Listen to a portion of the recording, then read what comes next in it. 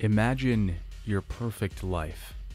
Whether it's a white picket fence with a family or your dream job doing what you love, it's not a goal anymore, it's been attained.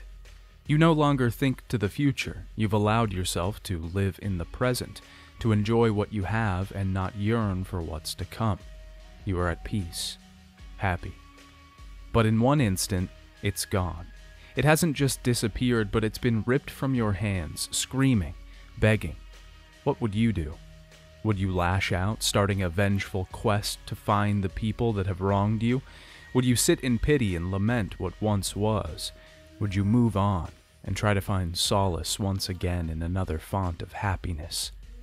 Max Payne asks these exact questions. What is a man to do once he is beyond broken? This action series, filled with noir-inspired writing, bullet-time action, and story that pulls, has had its grasp on video games for a long time. It changed action games for the better.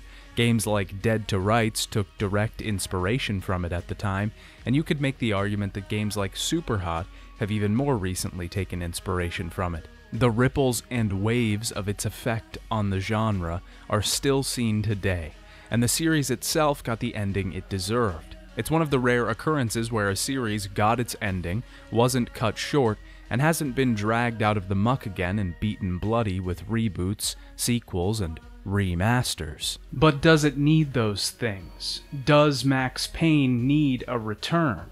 Does it need a revival?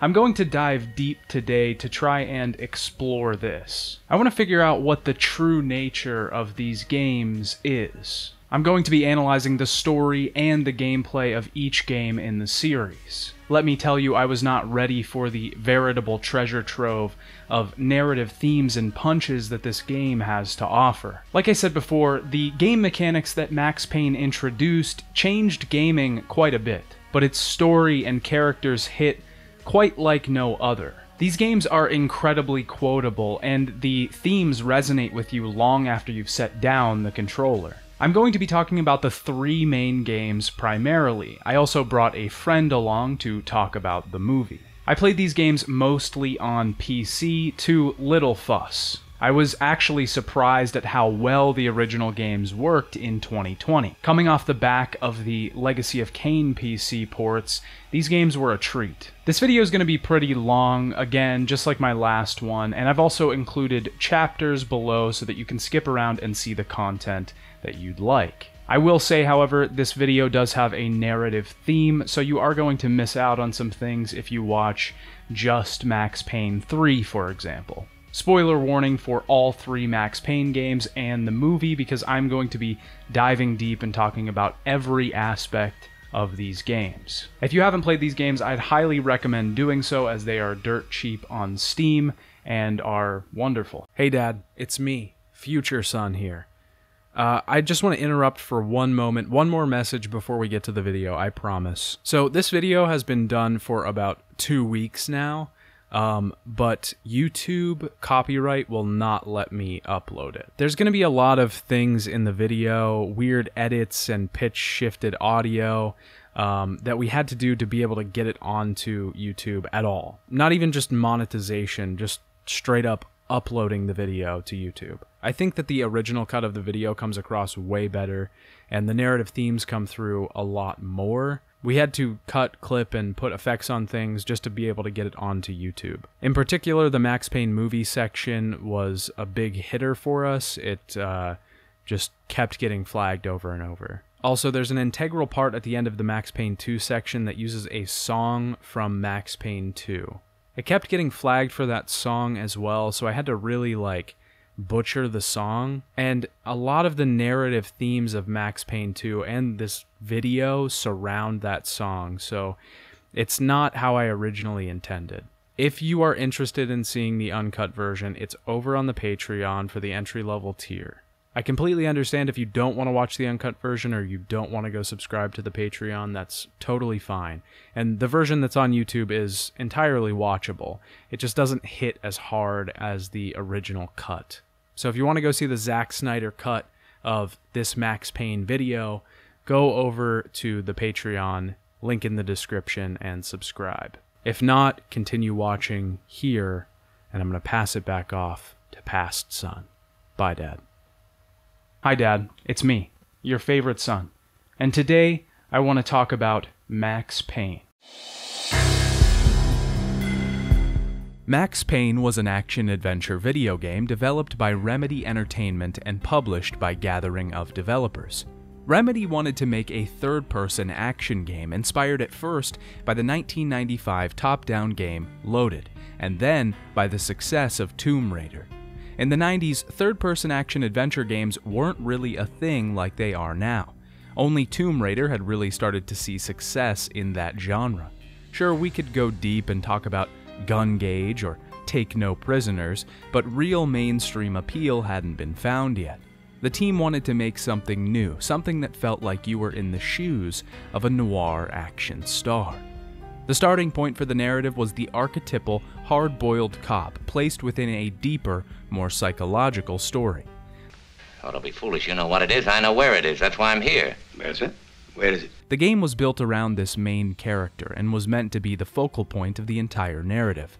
The developers decided to deliver the main points of the narrative through comic panels with voiceover narration. We'll talk about this aspect in great depth later in the video. This allowed the team to develop cutscenes quicker and also give them a more cost-effective way to deliver the story to the player. The comic panels were also easier to reorganize in case any story elements were changed during development. The team also wanted to use bullet time mechanics and slow motion, which was a hallmark of Hong Kong action cinema.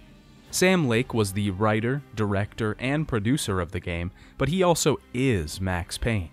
The game used real pictures for models of in-game characters, and Lake was the model for Max Payne. Nora Lake, Sam's mother, played Nicole Horn in the game. Lake and the team, being Finnish developers, took trips to New York to get inspiration for the aesthetic. They took thousands of pictures that were used to map environments and for reference in the comic panels of the game. Remedy used their own engine for Max Payne, Max FX, which had been in development since 1997. They would go on to use it in the sequel as well. The game was shown off at E3 1998 and gained considerable interest for its graphics and interesting mechanics. Producers 3D Realms distinctly did not want to overhype the game, trying to have realistic expectations for the product. The game was originally slated for release in 1999, but was delayed and significantly revamped. It was finally released for the PC on the 23rd of July in 2001, and was later ported to PlayStation 2, releasing on December 6, 2001, and on Xbox December 12, 2001. The game was a smash hit upon release, earning Silver Sales Awards for its PC version and a Gold Sales Award for its PlayStation 2 version. The critical reception was also very positive, the game itself winning a BAFTA that year for Best PC Game. So let's see what all the buzz is about. Stand by, 1010, investigator reported disturbance at Acer Plaza. As I said before, the developers were going for a more psychological story, focusing on the main character, Max Payne. The game opens with a pan over New York City and a police scanner giving us indication that they found the man they're looking for. We see our titular character standing atop a building, gun in hand, and he gives us this foreboding voiceover. They were all dead. The final gunshot was an exclamation mark to everything that had led to this point. I released my finger from the trigger, and then it was over. I have to say right off the bat, I love the dialogue in this game. It's fantastic. Going back through reviews of the game at the time, some writers notated its dialogue as cheesy, but I think that description is telling, that the point went right over their heads. Max Payne obviously takes great inspiration from the noir genre, where ooey gooey cheese is the staple of the entire thing. Max himself delivers multiple lines throughout the game, stoic and brooding, that give a vivid picture of the world around him.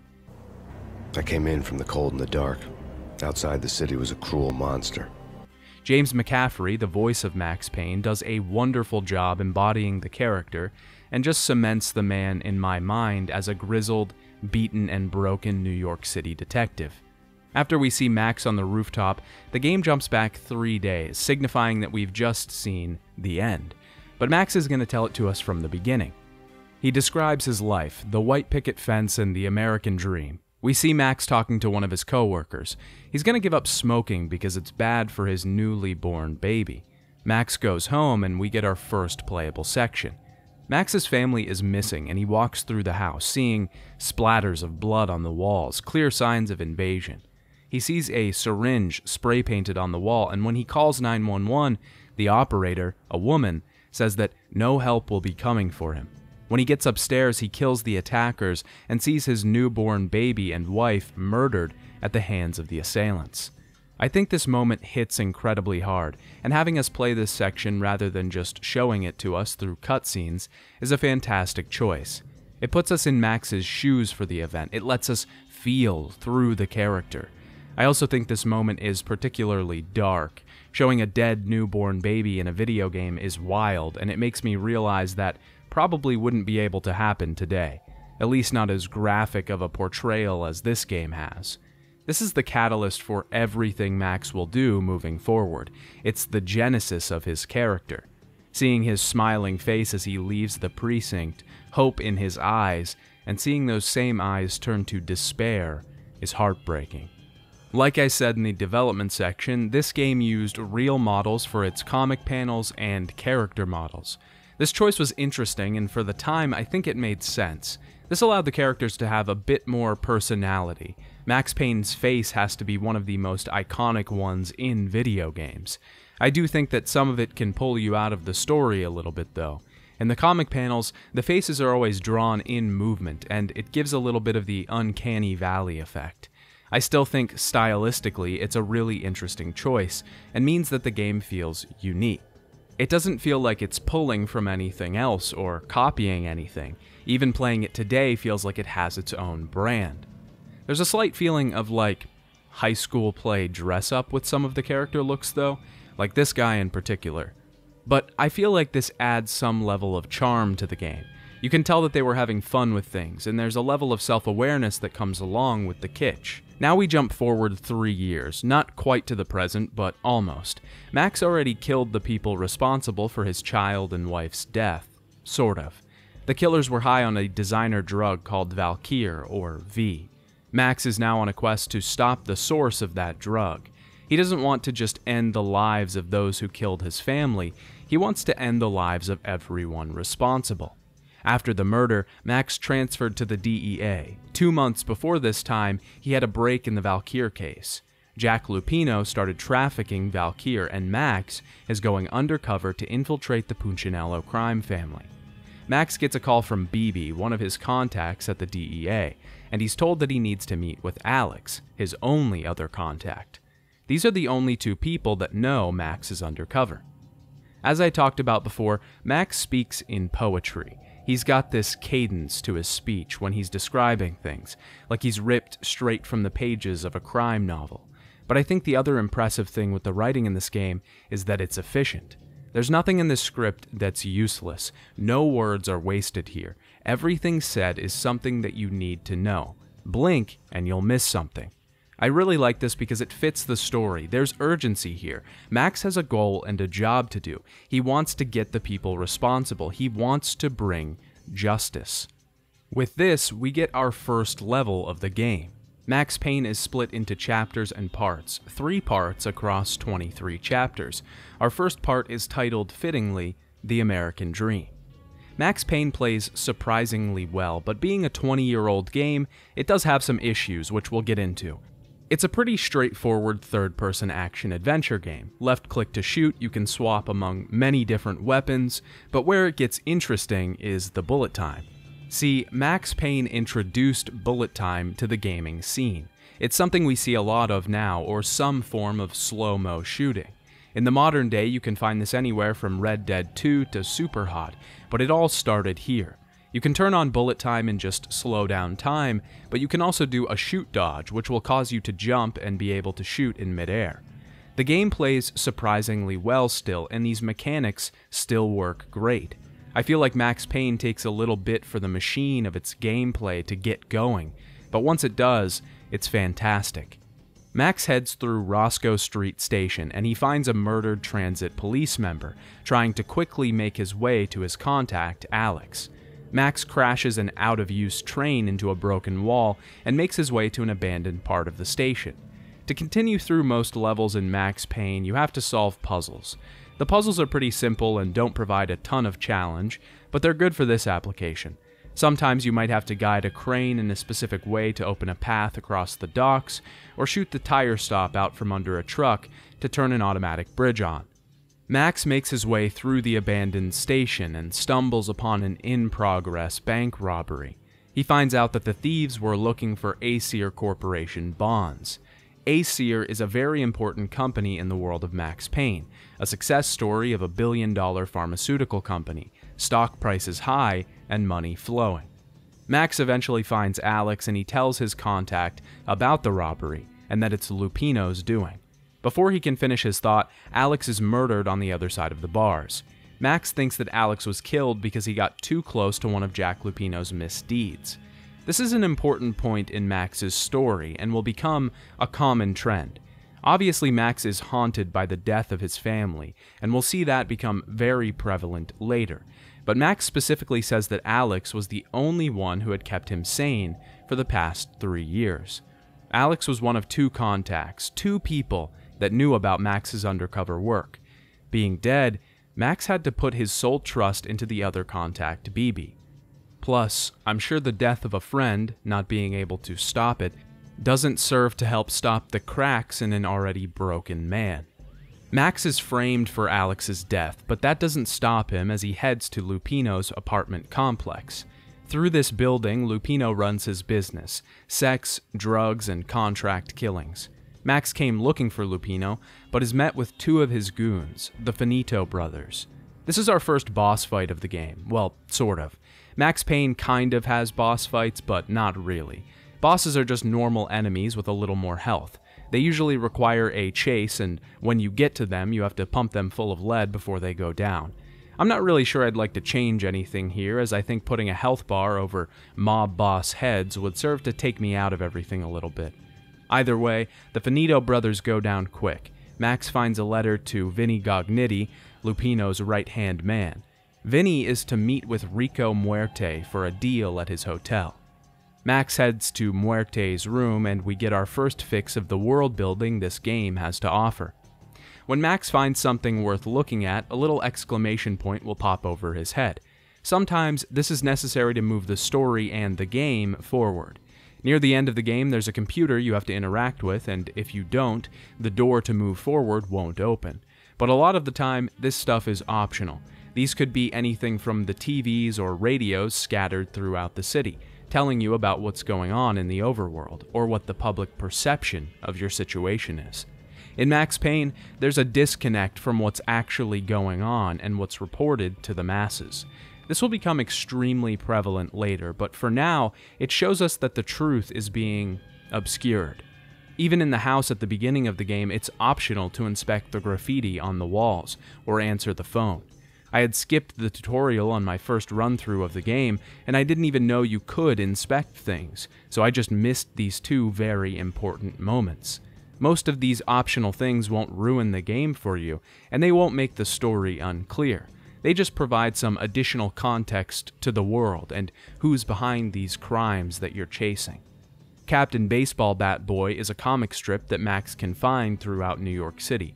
They often are used to juxtapose their innocent nature against the cruel, vicious world that Max is experiencing.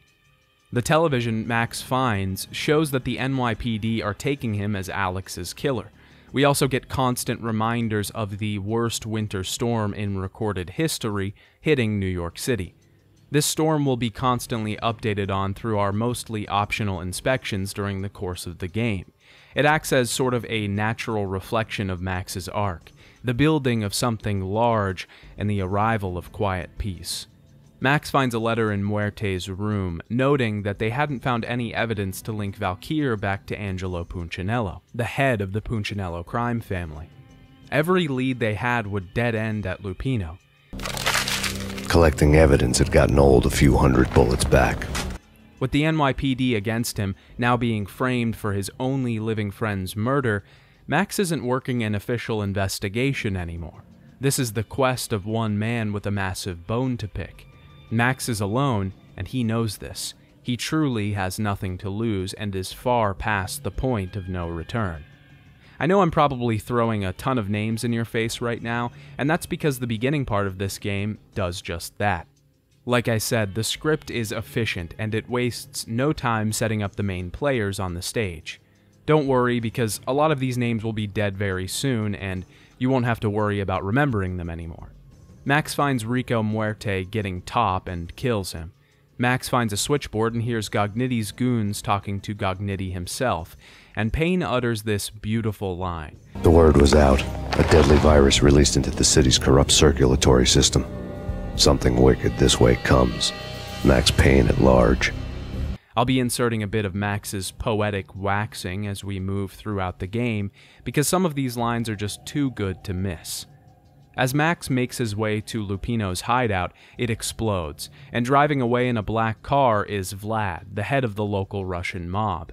Max notes that a mob war is being waged, and I note that Vlad's car license plate says vodka. As the car speeds away, it causes a tanker truck to overturn and explode. Max heads toward another of Lupino's hideouts and finds a payphone ringing. A man named Alex Woden is calling. He warns Max that the police are on their way and that he has to hurry if he wants to get out alive. Because of the bombs placed in Lupino's buildings, Max has to cross rooftops and scaffolds to get to the man's office. Max Payne's gameplay is weirdly realistic. I say this as a benefit and not a detriment. Now, obviously, it's not bandaging and fixing broken bones realistic. The part I'm specifically talking about is how much damage Max can take. Max isn't some god or some super-powered cop. He's just a man. This means that he can turn a corner sometimes with full health and get blasted with a face full of buckshot, point blank, and die.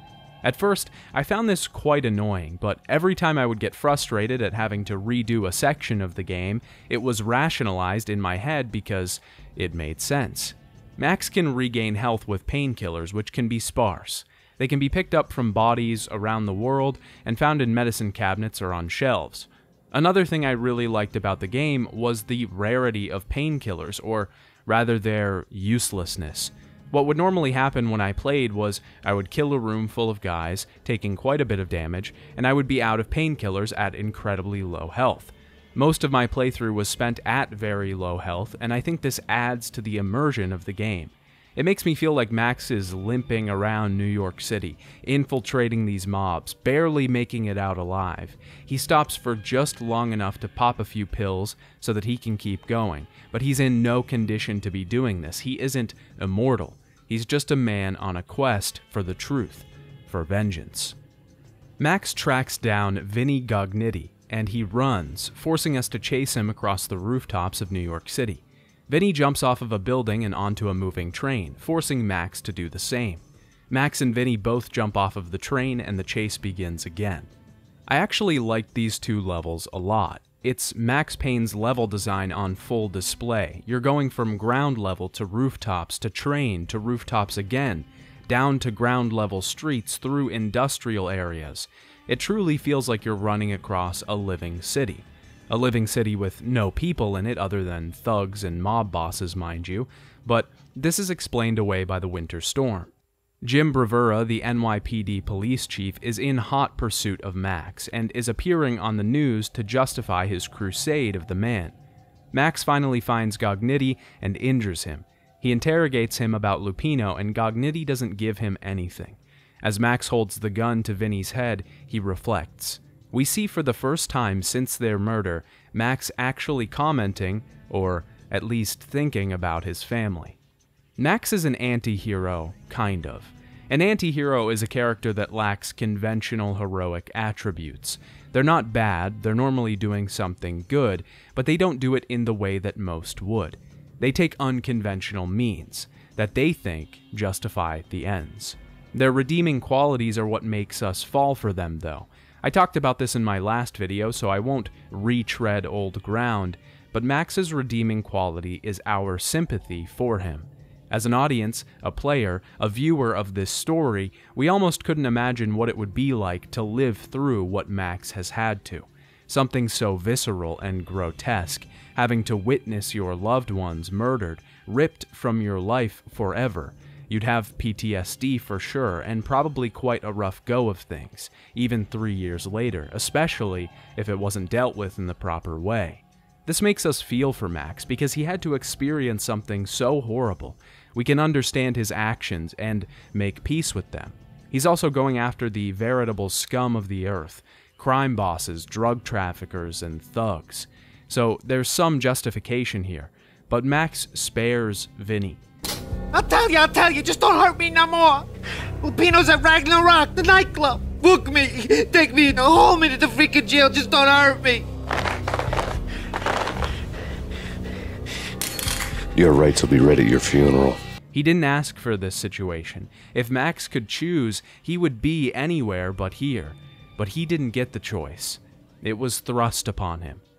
Vinny tells Max that Lupino is at the club Ragnarok. The place is a nightclub set in an old theater, and when inside, Max finds a book titled The Age of Murder and Storm.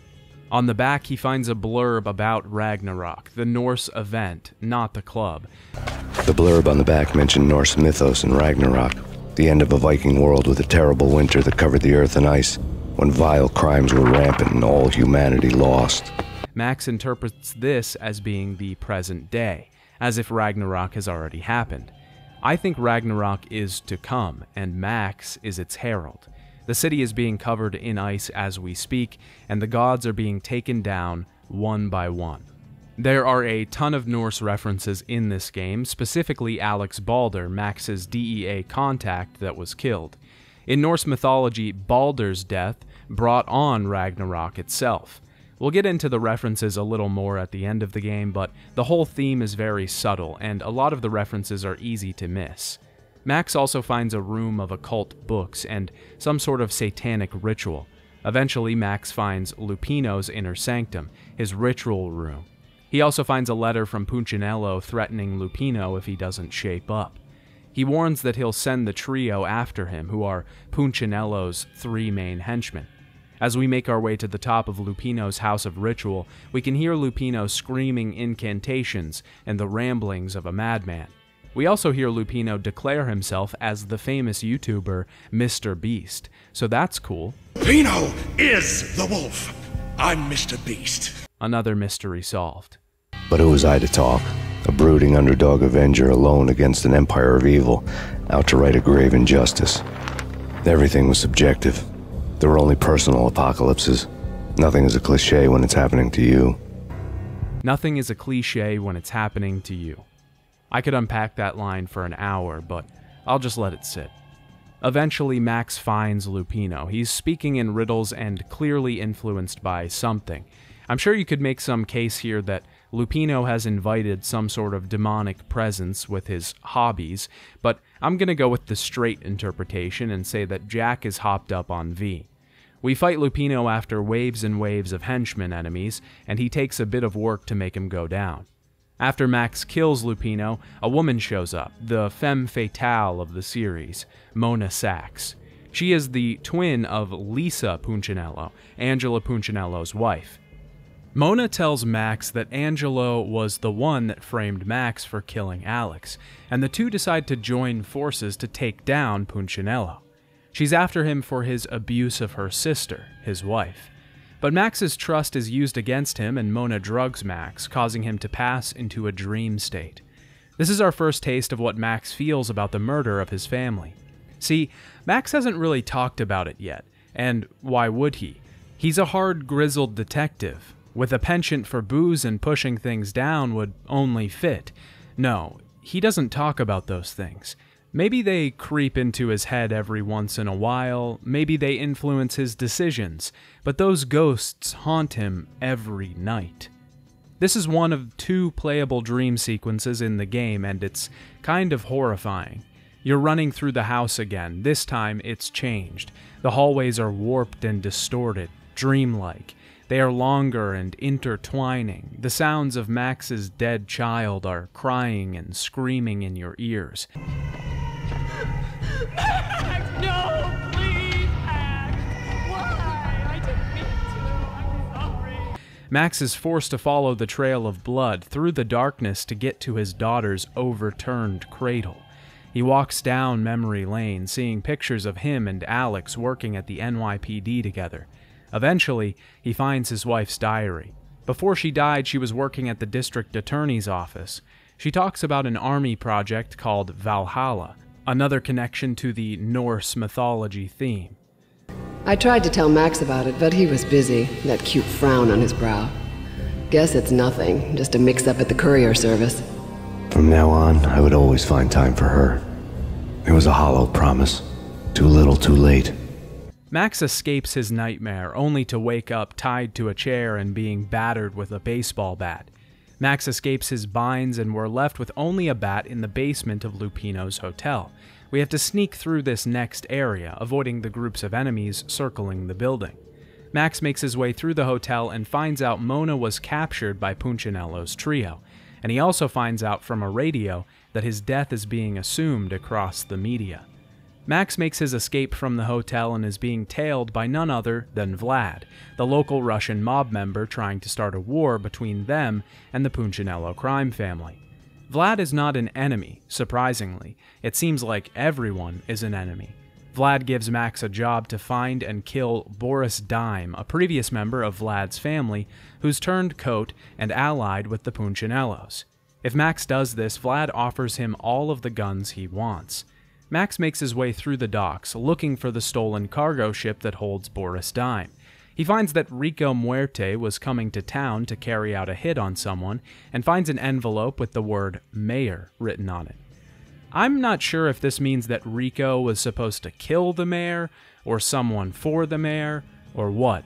I found it a bit ambiguous, and it really seemed to just serve as a way to give you a sniper rifle for the first time. I suppose this is a good time to talk about the guns of Max Payne. Max Payne has quite a few different weapons at his disposal. At the beginning of the game, he's only outfitted with the Beretta, a pistol that doesn't do much damage. Over time, he gains more of an arsenal: Ingrams, shotguns, Colt commandos. For a large chunk of the early game, I was really just approaching every situation exactly the same. Once I started branching out and using the Ingrams, I realized that each weapon changes the way you play the game. This is kind of the genius of Max Payne. It doesn't change the gameplay by giving you skill points which make you faster or increase your bullet time. That job is left up to the weapons. Ammo isn't necessarily sparse, but later in the game you can be railroaded into one type of ammo. You're forced to only use the Colt Commando because all the enemies are dropping that ammo. This means you have to keep a bit of distance, use cover, and space out your attacks. In Part 2, I found that a lot of the enemies were dropping Ingram ammo, so I was constantly shoot-dodging and raining down a hail of bullets. This concept isn't insane now or entirely game-changing in 2021, but in 2001 it was expert game design that subtly pushed you in one style of play, without you being aware of it. Max finds and kills Boris Dime, earning himself a veritable treasure trove of weapons and ammunition. Vlad offers to help Max out, but Max decides to go it solo, and Vlad tells him that he owes him a big favor. It seems we've formed one alliance that can actually be used, one friend that won't slip drugs into our drink, and one smart enough to keep himself alive amidst the falling of gods. Max contacts Punchinello for a meeting, but Punchinello stages a trap, blowing up the building that he's in. This level is wild. You have to escape through fires and exploding gas tanks to live. Vlad shows up to help Max and offers to drop him off at Punchinello's mansion. As Max infiltrates the mansion, he finds dead bodies littering the hallways. Mona has already been here and started to do work. Max kills each one of the trio one by one. I won't really go into who each one is because they don't really have anything interesting to note, and we kill them all anyways. Max finds some tarot cards on a table in the kitchen left over from Punchinello's wife. He reads his own fortune, signifying what's to come. Max finds Lisa's body in the next room, and it makes him think back to his family. Seeing her lying there got me thinking about another woman's body on another bed. Got me thinking about a fallen cradle. He picks up a telephone and hears the voice of Alfred Woden again, calling to warn him that an armed helicopter has landed and they're coming for him. Max finds Punchinello in his office and he folds. He tells Max everything, that he's been getting orders from someone high up in the US government. She's someone high up. Government, maybe. I don't know. He was trying to buy more sand for his hourglass. I wasn't selling any. Armed guards enter the room before more can be revealed, and Punchinello is shot and killed. Max is then confronted with Punchinello's contact in the government. She stabs him with a syringe full of Valkyr, and that ends part 2. Max enters another dream state, the Valkyr pushing back into a nightmare. He's in the house again, distorted, warped, screams ripping at your ears, and this time, Max is trying to find his wife. Interesting thing to note here that Max finds 2 letters in this nightmare, one that tells him he's in a graphic novel, and one that tells him he's in a computer game. I think this is really just supposed to be a wink to the fourth wall. I'm sure you could make the case that the Valkyr can cause Max to become self-aware, and that he knows he's being controlled, and that it's a portal to our world, and blah blah blah. But I don't really think there's anything there. I just think this was the writers inserting a little self-aware joke. Max answers a phone, hearing himself babbling on the other end. He tells himself to snap out of it. He's speaking with his own consciousness.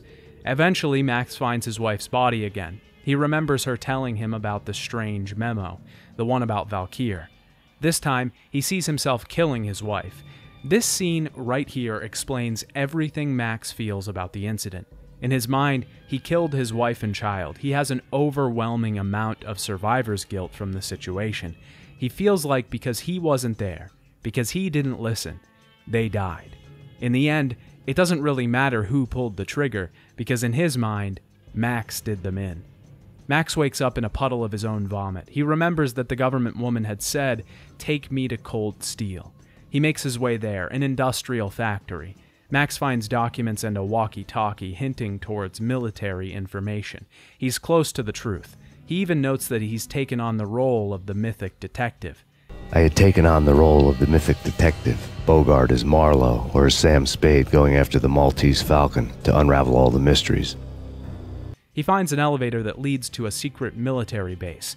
The men there are carrying out Operation Deadeyes, a mission to kill everyone at the plant and destroy the evidence left there. They initiate a self-destruct sequence. Max finds an insignia plastered throughout the bunker, one that matches the symbol for Valkyr. This is Project Valhalla. He finds out that the project started out in the 90s to make a serum that would enhance soldiers' physical capabilities. By 95, the project had closed down because the results were not up to snuff. Someone had decided to restart the project and test on subjects in an urban setting. The drop-off point for the project was Max's old address in Jersey, 3 years ago. Max escapes the bunker just in time as it explodes, and he knows that now he has to take out Miss Valkyr, the government woman.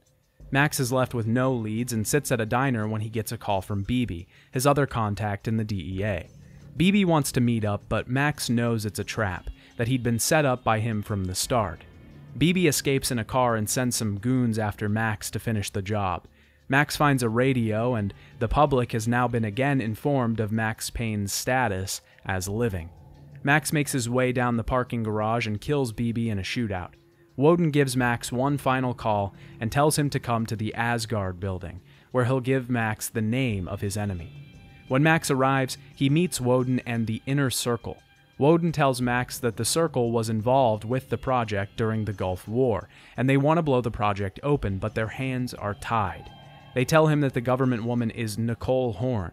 She's the president of Aesir Corporation and dug up Project Valhalla because she knew it would be a great success. Woden wants Max to kill Horn, and if he does, Woden says that he can clear Max of all his charges. The killer suits come in at that moment and kill all of the Inner Circle. Max escapes and soon finds out that Woden lived through the attack, assumingly double-crossing the rest of the Circle to have them taken out. Jim Bravura is on the radio again, and the newscaster is saying that some people think Payne has been delivering a service long overdue to the city.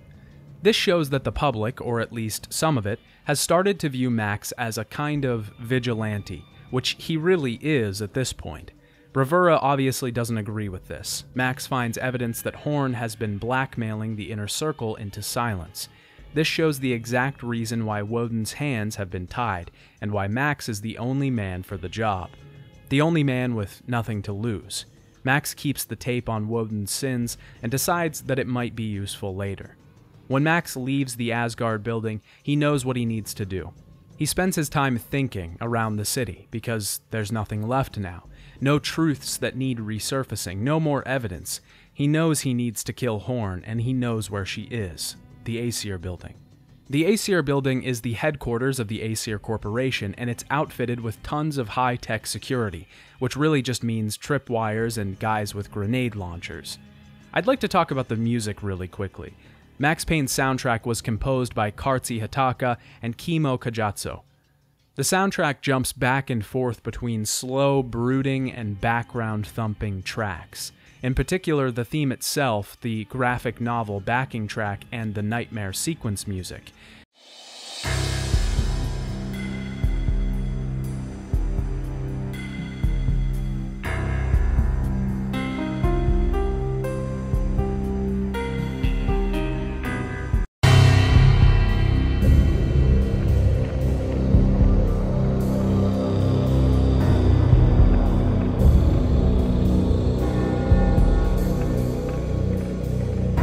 The rest of the soundtrack is high-octane running music. It makes your veins thump. You're in a shootout, outgunned and outmanned. You've got weapons shooting bullets in your face and you need to get out. Killer Suits emulates this feeling perfectly, its industrial theme pumping synths and drums behind you.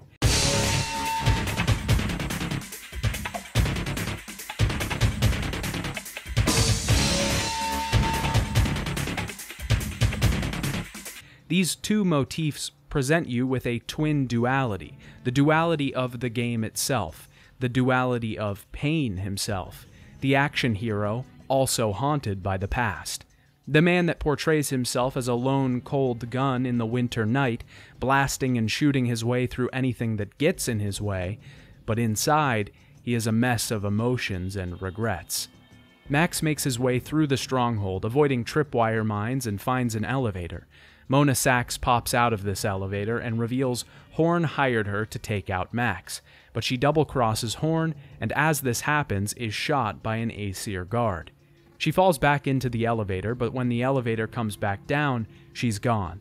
Max finds Nicole Horn's computer at the top of the Aesir tower, where he finds all manner of different disgusting and perverted things, like internet porn.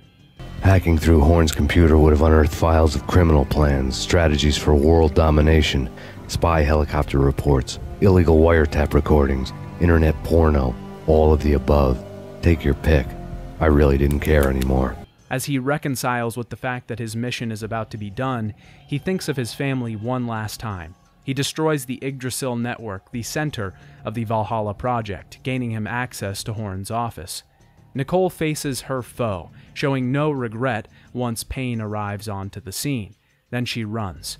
We have a sequence where we have to avoid a chopper chasing after us and shooting its mounted guns at our main character.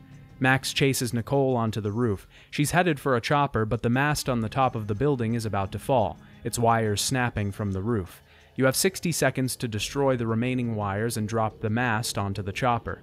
This wasn't particularly hard, aside from the fact that after you destroy one wire, a ton of guys come out from the building and you're sort of exposed. I had to rewatch this 3-second cutscene like 20 times.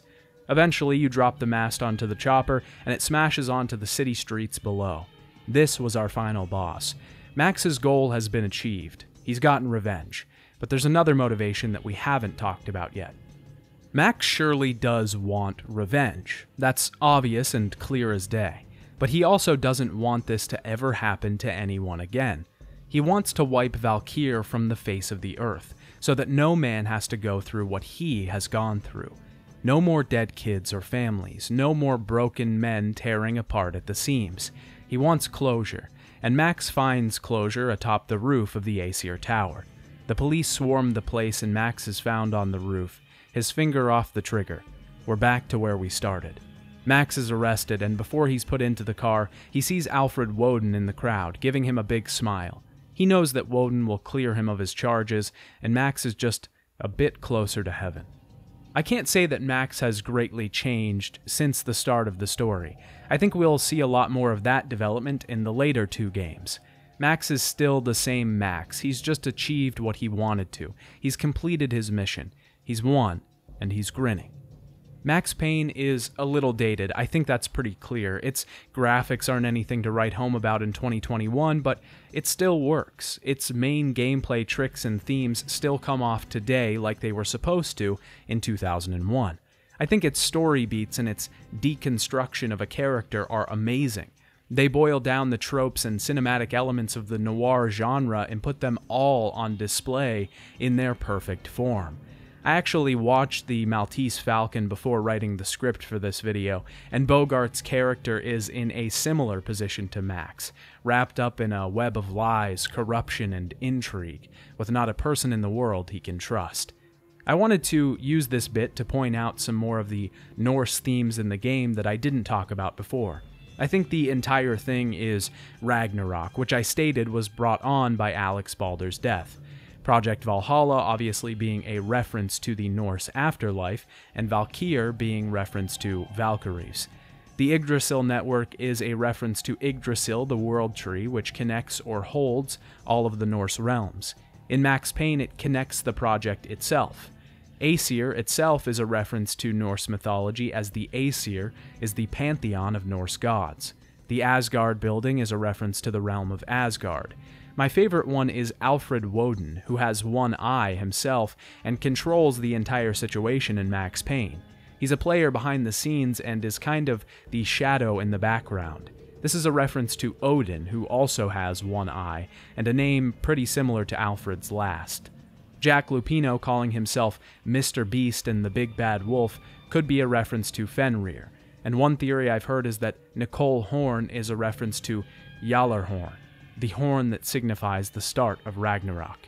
Max Payne's gameplay is good. The main issue that I had with it is that it was too easy. It wasn't too easy in the conventional sense, it was the tools that I had at my disposal that made it easy. You see, when I would run into a room killing a slew of bad guys, I would normally save right after. It's very easy to die in Max Payne by just hooking a corner and getting shot in the face. After I figured this out in basically the first chapter of the game, I began to save after every single encounter. Even little puzzles or walking sections, I would save. So if I came to a particularly difficult section, I would just die and try it again 20 times until I got it. This evolved Max Payne into more of a puzzle game than a shooter. I had devised who to kill first, what path to take in the room, like turning a lockpick until I felt the tension, and eventually it just fits. This wasn't necessarily a bad thing, it was just a different experience than what I was expecting. I got to the point where I was actively trying not to save as to provide myself with a little more of a challenge. Regardless, I quite enjoyed my time with Max Payne. I sat at my computer, editing the video, the white glow of the screen hitting my face like a bug zapper. Stale coffee cups were scattered around my desk. It was 3 in the morning, and there was one more thing I had to do. I opened up Prime Video, the only place that would allow the thing I was looking for to exist. 15 minutes in and I couldn't stomach it. The bile was rising in my throat, and it tasted like day-old coffee and vape juice.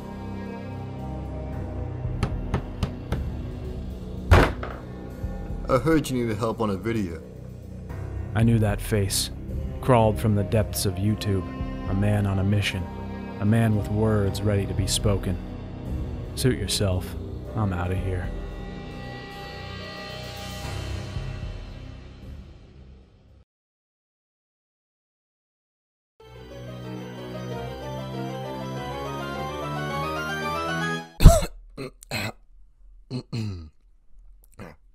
Hey, it's me, Belef, here to cover the 2008 Max Payne film In the Place of Your Favorite Son. And oh boy, I cannot wait to cover this movie. I'm sure it's gonna be wonderful. I mean, they got Mark Wahlberg, Mila Kunis, and on top of that, it's a movie adaptation of a beloved franchise, and as we all know, those are never bad. Oh. Yeah, this movie is bad, and it's not even good bad, it's just mediocre, which is the worst thing a movie can be. Even though the movie was created in 2008, the movie was planned as far back as April 2002, over a year before Max Payne 2 was even released. But although the rights to the movie were already bought, it would be another 3 years before 20th Century Fox got a hold of it, and after that, 2 years before the script was written by Bo Thorne. It was later announced that Mark Wahlberg and Mila Kunis were going to play the main roles of Max Payne and Mona Sachs. On release, the movie got a 16% on Rotten Tomatoes, with many people thinking the plot made no sense and that Mark Wahlberg's acting was bad. Well, I guess there's nothing left to do than just watch the movie, I guess. Oh, God. So the first scene in the show is our favorite protagonist taking a little dip in the ocean while spouting off some corny dialogue. I don't believe in heaven. I believe in pain. I believe in fear. I believe in death. Then in the midst of this, we get a scene mirroring the family death scene from the game, only a lot less graphic and kind of vague. And then Max is all like, "Yep, that's me. You're probably wondering how I ended up in this situation." And we flash a week into the past. Here we begin to encounter the first issue in the movie, which is Max's unlikability. You see, the beauty of anti-hero characters is that they can be these immoral assholes while still being likable, usually due to them being funny and fleshed out characters. This movie does not take the time to make us like Max, and he's just kind of a douchebag. Like this one character asks him, "What do you say we grab a beer after work or something?" And he just stares at him. Like, Jesus, what an unlikable way to introduce your main character. And then we get the stereotypical, "What's his story?" type of dialogue. Also in this movie, instead of being like a cool detective like in the game, he apparently only gets like dead cases and does paperwork in the movie. Anyways, we see Max rifling through some case, and then there's a jarring cut to him walking through a subway station. He passes by a couple of meth heads who decide to follow him because he's wearing a nice watch. Then they corner him in some bathroom and try to rob him so we can get a fight scene. He wins, obviously, because he's the main character and he's up against meth heads. And then he kindly asks one of the three men if they've seen his wife, to which he says, no. And then it cuts to another meth head tripping balls and getting hit by a train. Wow. What a scene. The next scene takes place at the party of Max's snitch, which is a great opportunity to show off how attracted women are to Max Payne. We also finally get introduced to Mila Kunis' character, Mona Sachs, and right after that Max starts watching two lesbian women have sex from behind a cracked door, like an absolute creep. And then some bald dude walks up and he's like, "What the hell, man?" And then they stare at each other for 25 seconds, actually for real. I'm not exaggerating. I'm not sure if this is supposed to be a tense scene, but it's not. I mean, this guy is supposed to be the main villain, so I guess it should be an epic stare down, but they just kind of look at each other. And then the lady that wants to have sex with Max come back and they walk away together. Inside the door, however, one of the lesbian ladies downs a vial of blue liquid, which is this show's version of Valkyr, and she starts seeing demons around her.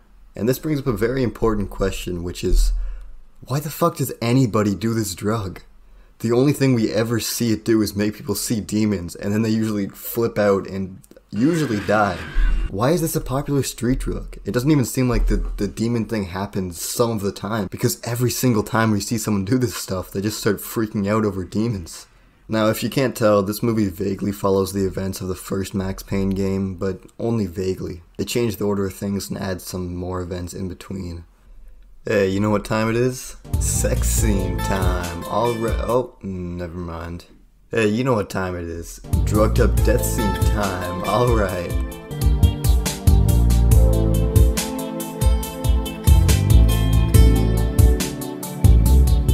If you still need proof that Max Payne is an asshole, watch this.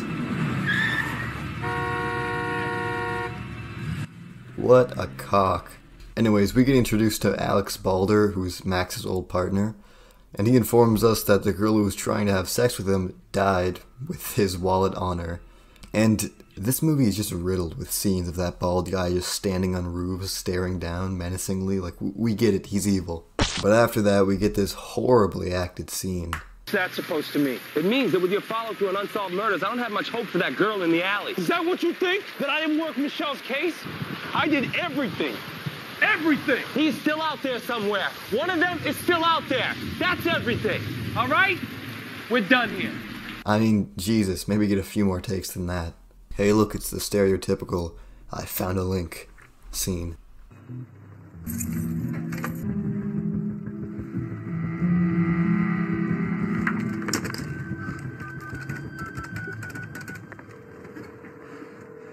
Detective Max Payne. Of course, Max doesn't get the call right away, and Alex doesn't just tell him the link over the phone. So Max has to walk all the way to his house, which has already been ransacked, and then he gets beat up in epileptic mode.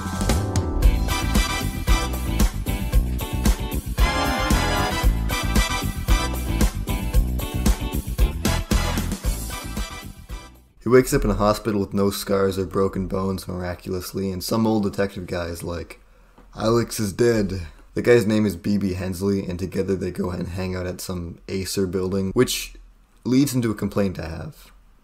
The movie is different enough from the game to warrant it being its own thing, but it's similar to the point where you already know all the major spoilers about the characters. I really think it would have been better if it was just its own thing, or an accurate retelling of the original Max Payne story. But that's just my opinion, I guess.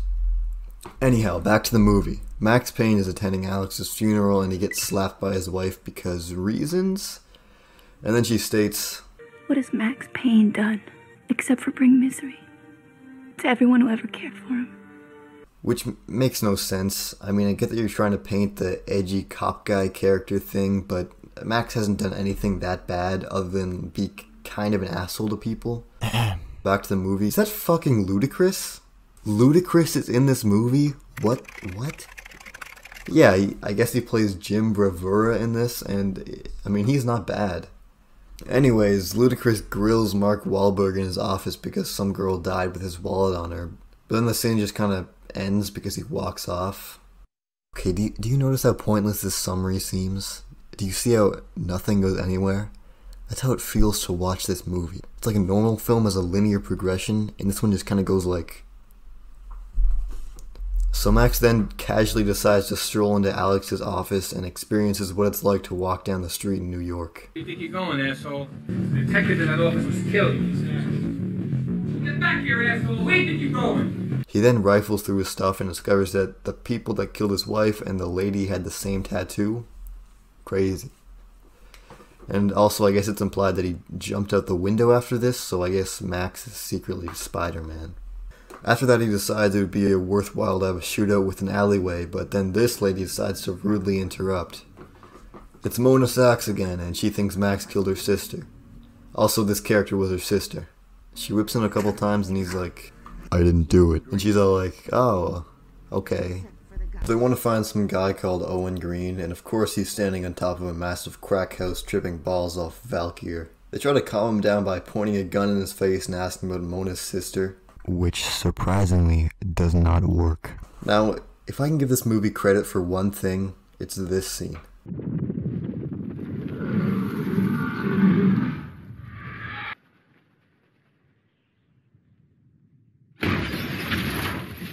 I mean, representing the drug-induced suicide as the demons that they see pulling them into the ground, it's just chef's kiss. Then we get another menacing bald guy shot. They go to a tattoo parlor to get some exposition about Norse mythology, and then we get this scene of sweaty bald guys drinking Valkyr.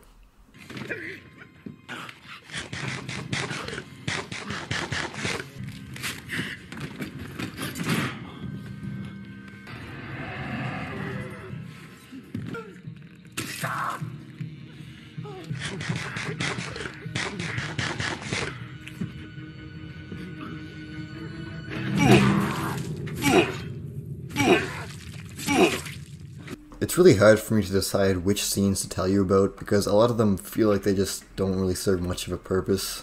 So I'm going to skip this scene, which mainly just serves the purpose of hyping up Max as the bad boy who does all these bad things.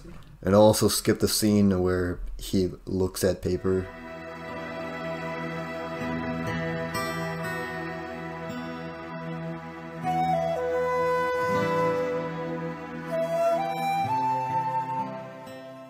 I'll just cut straight to the scene where Max is being an asshole to the guy he believes to be responsible for his wife's death. Jackie, hi. What do you know? For no real reason other than the fact that he was overseeing her department or something like that, but of course he's correct because he's the main character. He punches the guy until he reveals that the drug Valkyr was supposed to make people better at combat, but it only has a 1% success rate and it drives the other 99% insane. Okay, this makes sense, but then why are random people taking it? Why was this lady taking it? Or this lady? And how does it make people physically better at combat? I mean, they say it makes them invincible, but they don't seem to make them any physically stronger or like better at aiming, so why is this thing even useful? A bullet will kill you regardless of how brave you are. In the game, the drug is left very vague on how it works, but in the movie they made a bunch of shit up and ended up with a really confusing plot piece that makes no sense. Anywho, the riot police show up and I guess the bald guy is one of them, so he shoots the guy. And then they get into a shootout with Max, which Max wins. Mind you, there are literally dozens of these guys with fully automatic guns, and Max has a pistol. And only one bullet nicks him.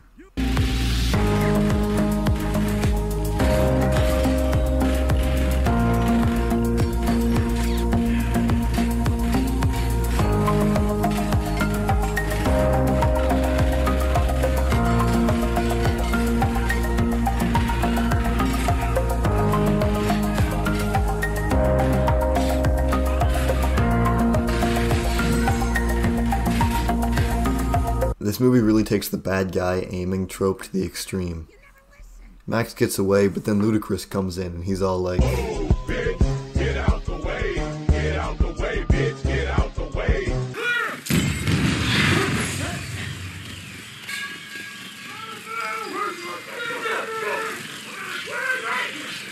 So then Max and Mona started watching the Acer tape. Morale wins battles. Thanks to the breakthroughs made by Acer Pharmaceuticals, the military of tomorrow will be able to unlock the limitless potential inside every soldier. Introducing Valkyr, the strength of freedom. That's what this is about? A drug? So Mona recognizes the guy in the video as Jack Lupino and knows that he goes to some club called Ragnarok. Max decides to go and suddenly Mona cares about him, even though this character development doesn't really feel deserved. I mean, I enjoy seeing people go from enemies to friends in movies, but this just felt like, oh, they're friends now? But with that out of the way, we're now about to hit the climax of the show. Nothing but balls to walls action from here on out. Ooh, I gotta admit that there's something satisfying about the way Max guns people down.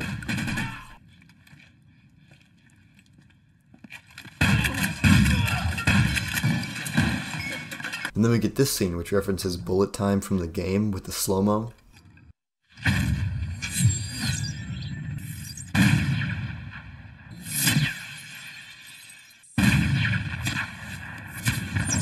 I really wish that there was more cheeky references like this one. And finally we get to the big fight. Hero versus villain. Gun versus sword. Hair versus bald. Who will win? Oh, okay.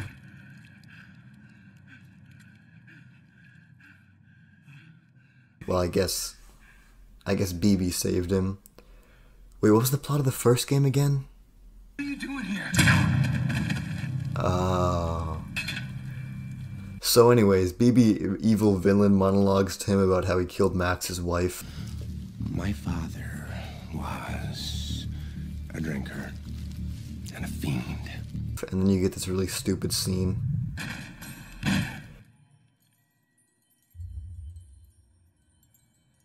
He was there the whole time. Whoa. So BB plants drugs in him, so it seems like he was an addict, and then just before he's about to die, Max remembers, shit, I'm the protagonist. And he goes all like,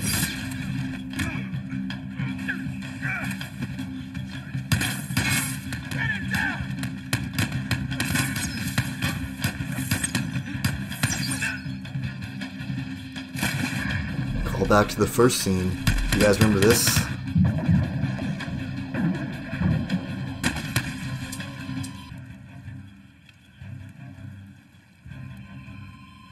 Screw him.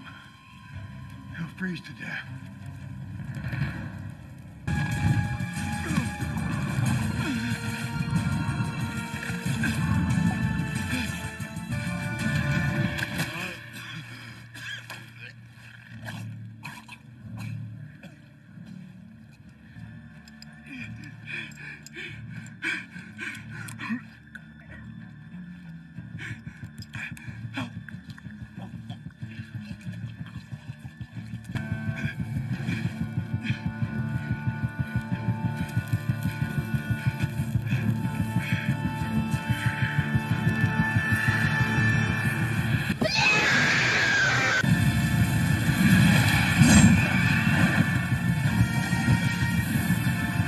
okay, even I have to admit that the effects are pretty cool on this. You get some scenes of Ludacris calling the FBI, and then you get this scene, which, stupid as it is also really fun to watch.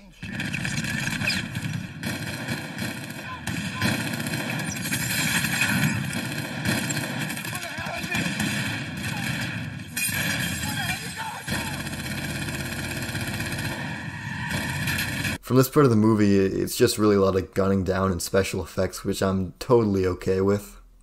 Just as Max is about to get gunned down in some drug-fueled breakdown, Mona comes in. She kills some people, and then Max goes towards the top of the building.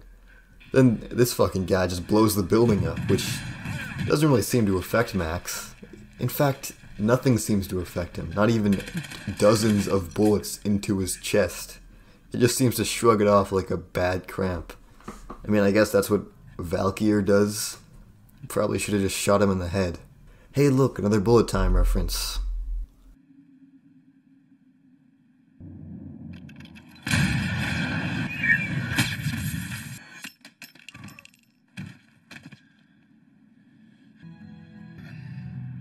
And then finally, Max dies.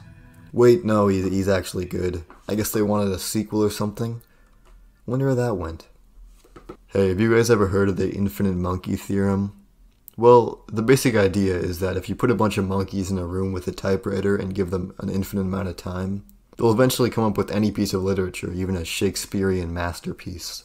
I think, though, that if you put them all in a room, chances are they'll come out with a script to Max Payne, the movie. Really though, the movie doesn't do the game justice. I feel like in cases like this, you should really just let the person who created the compelling story in the first place take the place of the writer, rather than giving him mostly character background work, whatever the fuck that means. This movie is just another in a long list of disappointing adaptations. Anyhow, I got a busy day ahead of me of sobbing hysterically, so I gotta go. On December 5th, 2001, Take-Two announced its acquisition of Max Payne from Remedy Entertainment and 3D Realms for $10 million. With this, they also plan to release Max Payne 2, with 3D Realms and Remedy still developing it. The release date was announced for October 15th, 2003. Sam Lake's vision for the sequel was to keep what was good and get rid of what wasn't. Lake wanted to write this sequel as a film noir love story, which he felt fit Max's persona. Lake himself was replaced as the character model for Max Payne, bringing in Timothy Gibbs for Max Payne 2. This was Lake's first sequel, and he said that he considered it an art of its own, as the world and characters were already established.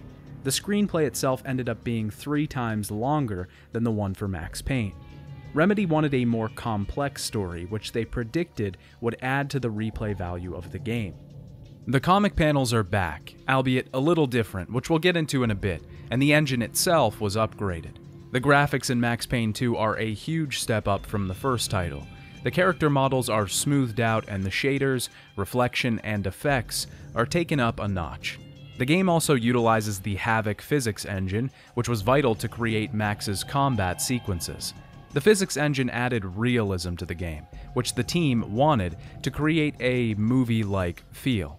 Max Payne 2: The Fall of Max Payne released on October 14, 2003 for Microsoft Windows, then November 25, 2003 for Xbox, and December 2, 2003 for PlayStation 2.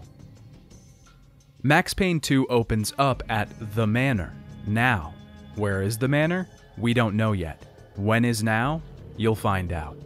We hear Mona talking about being a damsel in distress, and Max narrates his situation yet again. They were all dead. Love kills. Did I love her? Was there a choice? The past is a gaping hole. You try to run from it. The more you run, the deeper, more terrible it grows behind you. Its edges yawning at your heels. This is a similar setup to the last game, this being a flash forward. Max and Mona are kissing, and then we jump back a little earlier that night, to the hospital. Max is being admitted to the ICU. You can already see that Max Payne 2 is an upgrade in the area of polish. Max Payne 2 upgrades just about everything. The graphic novels look better and more like an actual graphic novel.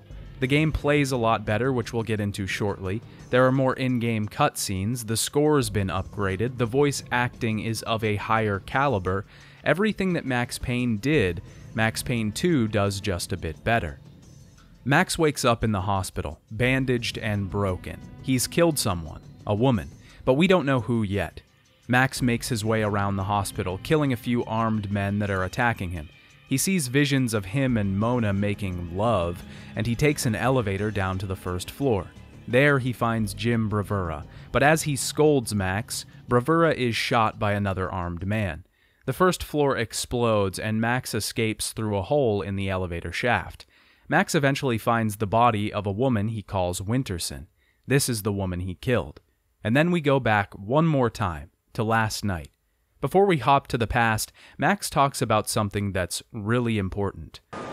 You'll see the choices you didn't know you'd made, like staying at work late to chat with a friend, instead of hurrying home to your family. Max tells us about what happened after the first game. He says that Alfred Woden cleared him of his crimes and he ended up leaving the DEA and going back to the NYPD. Max gets a call for shots fired at a warehouse, the building being owned by Vlad. We get our first real taste of Max Payne 2's gameplay here. Max Payne 2's gameplay is much smoother and rounded out over its predecessor. Everything just feels better, everything is tighter, and the bullet time mechanics have been heavily updated. The best upgrade that Remedy made was the bullet time chains. I don't think that any resource has referred to them as that, but they should have. Remedy, if you'd like to remarket your almost 2-decade-old game, hit me up. Bullet time chains happen when you're in bullet time and you kill an enemy. This refills your bullet time slightly.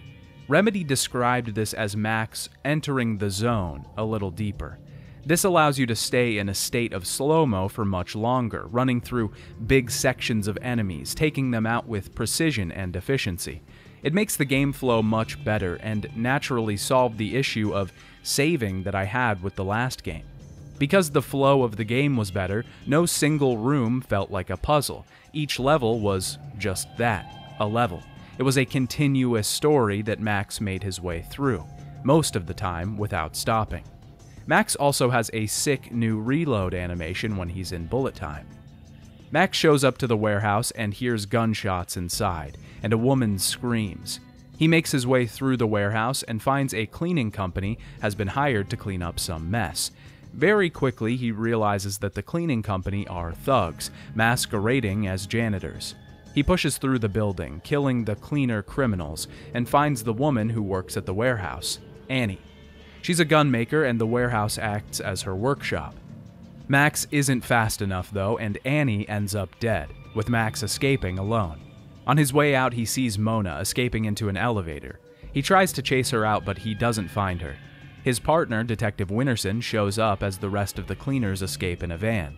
When he returns to the station, he explicitly doesn't tell Bravura that he saw Mona, wanting to protect her from her inevitable fate. Max makes his way to Vlad's new nightclub, Vodka, which he renovated out of the old club, Ragnarok. When he gets there, Vlad is being cornered by bad guys with big guns. When he gets there, he finds out that the bad guys are actually Vinny Gognitti and his crew. Vinny gets away, and Vlad thanks Max for saving him. He also tells Max that Vinny is working for someone bigger than him. Max heads back home to his apartment, and we get another dream sequence. Someone is knocking at Max's door and slips a note to him, a picture of Mona, but no one's actually there. The dream sequences are another of the many upgrades that Max Payne 2 includes. We still get the winding and warped corridors, but these feel much more cinematic. The entire game really feels more cinematic, with its almost doubling of in-game cutscenes and much more psychological elements. The new use of the engine also allows for a more hazy appearance to the sequences, adding depth and immersion. The other thing I like a lot more over the dream sequences are how they play. In the first game, you could easily fail either of the dream sequences, and both of them required you to follow these blood trails that you could fall off of. I feel like this would take me out of the dream, and I was constantly saving to make sure I didn't have to make any jumps over again. In Max Payne 2, these are sporadic scenes where you're jumping back and forth from place to place. They rarely give you challenges that you can fail, so it never feels unimmersive. Max wanders through his dreamlike apartment and eventually finds a morgue with Mona's body popping out of one of the cold lockers. An apparition of Mona pops up and tells him to answer the phone. Vlad is on the phone talking to a woman, telling her that he's alright and Max is helping him out. Max is shot by Bravura and other officers, and then he's being interrogated at the police station. He kills Winterson and Bravura and wakes from his nightmare. Max is clearly still feeling some guilt. Well, not some, a lot. He feels like a murderer. He feels like everything is his fault. Everyone around him is shouting at him, telling him that. He feels a great pressure with this new decision, and he knows that his choice could end up killing someone. When Max wakes up, Mona is knocking at his door. She tells Max they're in danger, and they both have a hit out on their heads. Max says he should take her into the station because she's a murder suspect. Max dodges a sniper bullet from the other side of the apartment complex, and Mona runs away. Max makes his way through the apartment building, jumping through people's windows and climbing along windowsills. He eventually arrives at the sniper's room. He finds building plans for his apartment complex, a camera that was watching his room, and perhaps the saddest thing in this game. There's a tape that's recording all of Max's phone conversations, and there's a message from Bravura calling because Max is late to work, telling him he needs to go to AA. And then, this call. Thank you for calling Dangerous Liaisons. For Candy, press 1. For Sandy, press 2. For Mona, press 3. You press 3 for Mona. Hi, this is Mona. What's your name? I just need someone to talk to. Honey, this is a phone sex line. All we do is talk. Right. How do you fix something like that? How do you make amends? I thought it would help, but it only made it worse. Just give me your credit card number and I can listen to you all night. Killing them all only made it worse. It didn't bring them back. Hey, what are you, some kind of weirdo? Sorry. This ripped me when I first heard it. Max is obviously still broken. Revenge didn't do anything to solve his issues or help him get over his wife and kid. He needs to talk to someone, but he doesn't want to talk to anyone around him. He's grieving, hurt, broken inside, but he can't let himself feel, and he's drowning himself in booze. The cleaners that are chasing Max blow up his apartment, and Max tries to make an escape.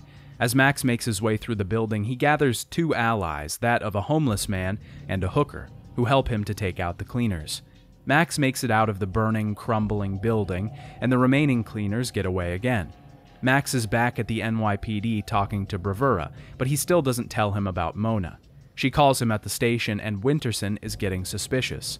Mona gives Max her address, and he heads to her place, which is a closed-down funhouse based on the in-game TV show Address Unknown.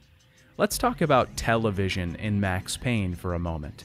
In the first game, when you're making your way through run-down buildings in one of the levels, you find a TV playing a show. This instance is just an Easter egg and a reference to Twin Peaks. The show has a pink flamingo that's speaking in a backwards voice, and a red room just like the show. Sam Lake loves Twin Peaks. He's brought it up in multiple interviews, there's multiple references in Max Payne, and the case could be made that Alan Wake as a whole is an homage to the show.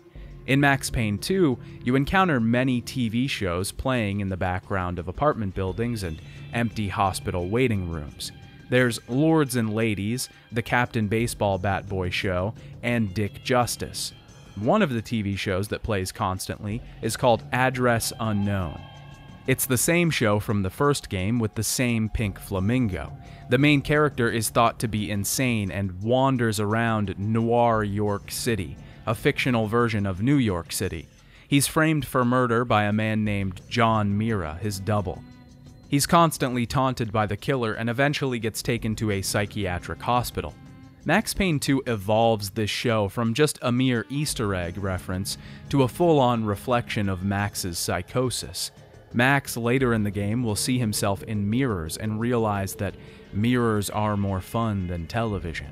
What Max ultimately needs is to look into a mirror, to face himself, to see himself for what he truly is. But he won't. He's constantly running from himself, from his double, his shadow, and rambling to himself around New York City. I'm sure you could make the case for the fan theory that Max Payne is insane and Address Unknown are the actual events of Max's life, and that everything is just a psychosis, but I wouldn't dare. Sam Lake also reappears as the model for John, the main character of Address Unknown. Max makes his way into the funhouse, moving through its myriad of corridors and obstacles. The place is broken down and dilapidated, its walls are breaking, and the building is falling apart. Eventually, he finds Mona's room. She's in the shower when he arrives, and she tells him that the inner circle is after them. She says she has a contact on the inside, and Max thinks she's hiding something. We find out that the inner circle goes back to the Masons. They're kind of this world's Illuminati. The two of them head to her contact, but the cleaners are already there. Mona stays downstairs and guides Max through the apartment complex, while Max deals with the cleaners. Max finds the contact dead in his apartment, and a picture of him with Alfred Woden and the other members of the inner circle. The cleaners get to Mona and Max is left blind, making his way out alone. We fight this guy named Kaufman, who I guess is like a higher-up cleaner, but they only mentioned him once before, and he dies, so yeah. The NYPD is arresting Mona at the bottom floor of the complex, and Winterson is there, asking Max what he's doing.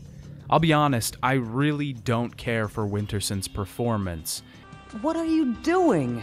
Every other character's voice actors were upgraded in this game, aside from Max, who already had the best possible performance, and hers just feels off. Max gets lambasted by Bravura when he returns to the station, and Max is trying to tell him what he was doing. But Bravura takes Max's guns and tells him to write a report. He's been relegated to a desk. Winterson's witness picks Mona out of a lineup and Max talks to him. He says he was trying to tell Winterson about the cleaners, but that she wouldn't listen. Max overhears Winterson's phone call, and he thinks she's leaking information. Max talks to Mona in her cell, and she tells him to find Alfred Woden. He's the one that will have the answers to Max's questions. At that point, the police station is attacked, a bomb exploding upstairs. It's a distraction to get to Mona, and she escapes without Max. The cleaners and Mona both get away again. Vlad shows up when we need him most, and he's got a giant baseball bat boy costume in the back seat. Vlad tells Max that Vinny has made a deal with the inner circle. Max and Vlad talk about fate. Max, I need to ask your advice as a friend. Ask. Hypothetically, if the only choice you've got is to do the wrong thing, then it's not really the wrong thing. It's more like fate. You have to do what you have to do. It's never that easy. Of course. We agree to disagree. This conversation is important. Max and Vlad are almost mirrors of each other. Vlad himself admits that he makes decisions, and even if they're bad, he doesn't feel bad about them. If it's the only choice, then it's not the wrong choice. Vlad isn't running around the world thinking back to what he should have done or what could have been. Max does. That's all Max does. He's constantly lamenting the choices he's made. He's haunted by his past. These are two strikingly different people. Our main character, the one that can't let the past lie dead. Vlad takes Max to Mona again. Max and Mona embrace, and things start to get hot and heavy before the cleaners arrive. They're making their way to Mona's room, but the two are separated. Max has to make his way back through the funhouse, while the cleaners are setting off explosives. Mona is providing us support from above the entire time. Max Payne 2's level design is amazing. Max Payne 1 had great levels, and I was impressed at its ability to move the character around. Like I talked about before, in that game you would traverse rooftops and trace a weaving path throughout buildings. Max Payne 2 has set pieces. It has levels that feel special and unique. The funhouse is one of them. You visit it twice. The first time, when Mona invites you there, you're just getting to know the place. No bad guys chasing you, no combat, just making your way through the distorted, cartoony walls. This time, it's slightly changed. The cleaners are taking entire walls out. Not only are you killing enemies in comic book-style city streets, but you're heading back behind the scenes. You're killing guys by activating comically oversized syringes and dropping fake crates on cleaners. I love this level, and it's a testament to how much the levels and world grew from Max Payne 1. The cleaners start to escape again, but Max jumps on one of their open vans. Max has a radio on him and leads Mona to where the cleaners bring him. They end up at a construction site, and Max begins to try and find out who's behind the cleaners. Max finds a payload of guns that must be from Vlad's workshop that we saw at the beginning of the game. Max also finds tons of bodies, evidence that the cleaners had collected from their killings. Max wants Mona to call the cops, but she's a fugitive. At that point, the cleaners inadvertently set off the tons of explosives in the building. Max jumps from a window to some scaffolding, but falls a few stories and is out of commission. This is when we switch to Mona. There's a few Mona levels in the game, and I really like this choice. Her playstyle is a little different, focusing on long-range sniping rather than close-up kills. She still has the same bullet time and can take hits like Max can. We now see Max traipsing through the cleaner hideout, but from Mona's perspective. When Max goes out the window, she's there to give him cover so he can take his time to get back on his feet. You have to switch to different vantage points to take out the enemies, while Max tries to find a way out of the construction site. Whenever there's a moment of silence, the two keep trying to broach the subject of their kiss. Max wants Mona, that much is clear. We just aren't sure of her feelings on the subject yet. Eventually, Mona and Max meet up and someone's there to catch them. Winterson. Winterson puts a gun in Mona's face, and Mona draws her own. There's a standoff, and Max makes a decision, a binary choice. This is what I see when I look back. These moments, blinding as snow, they kill you, change you. You die and live again, remade. No, Mona. Winterson!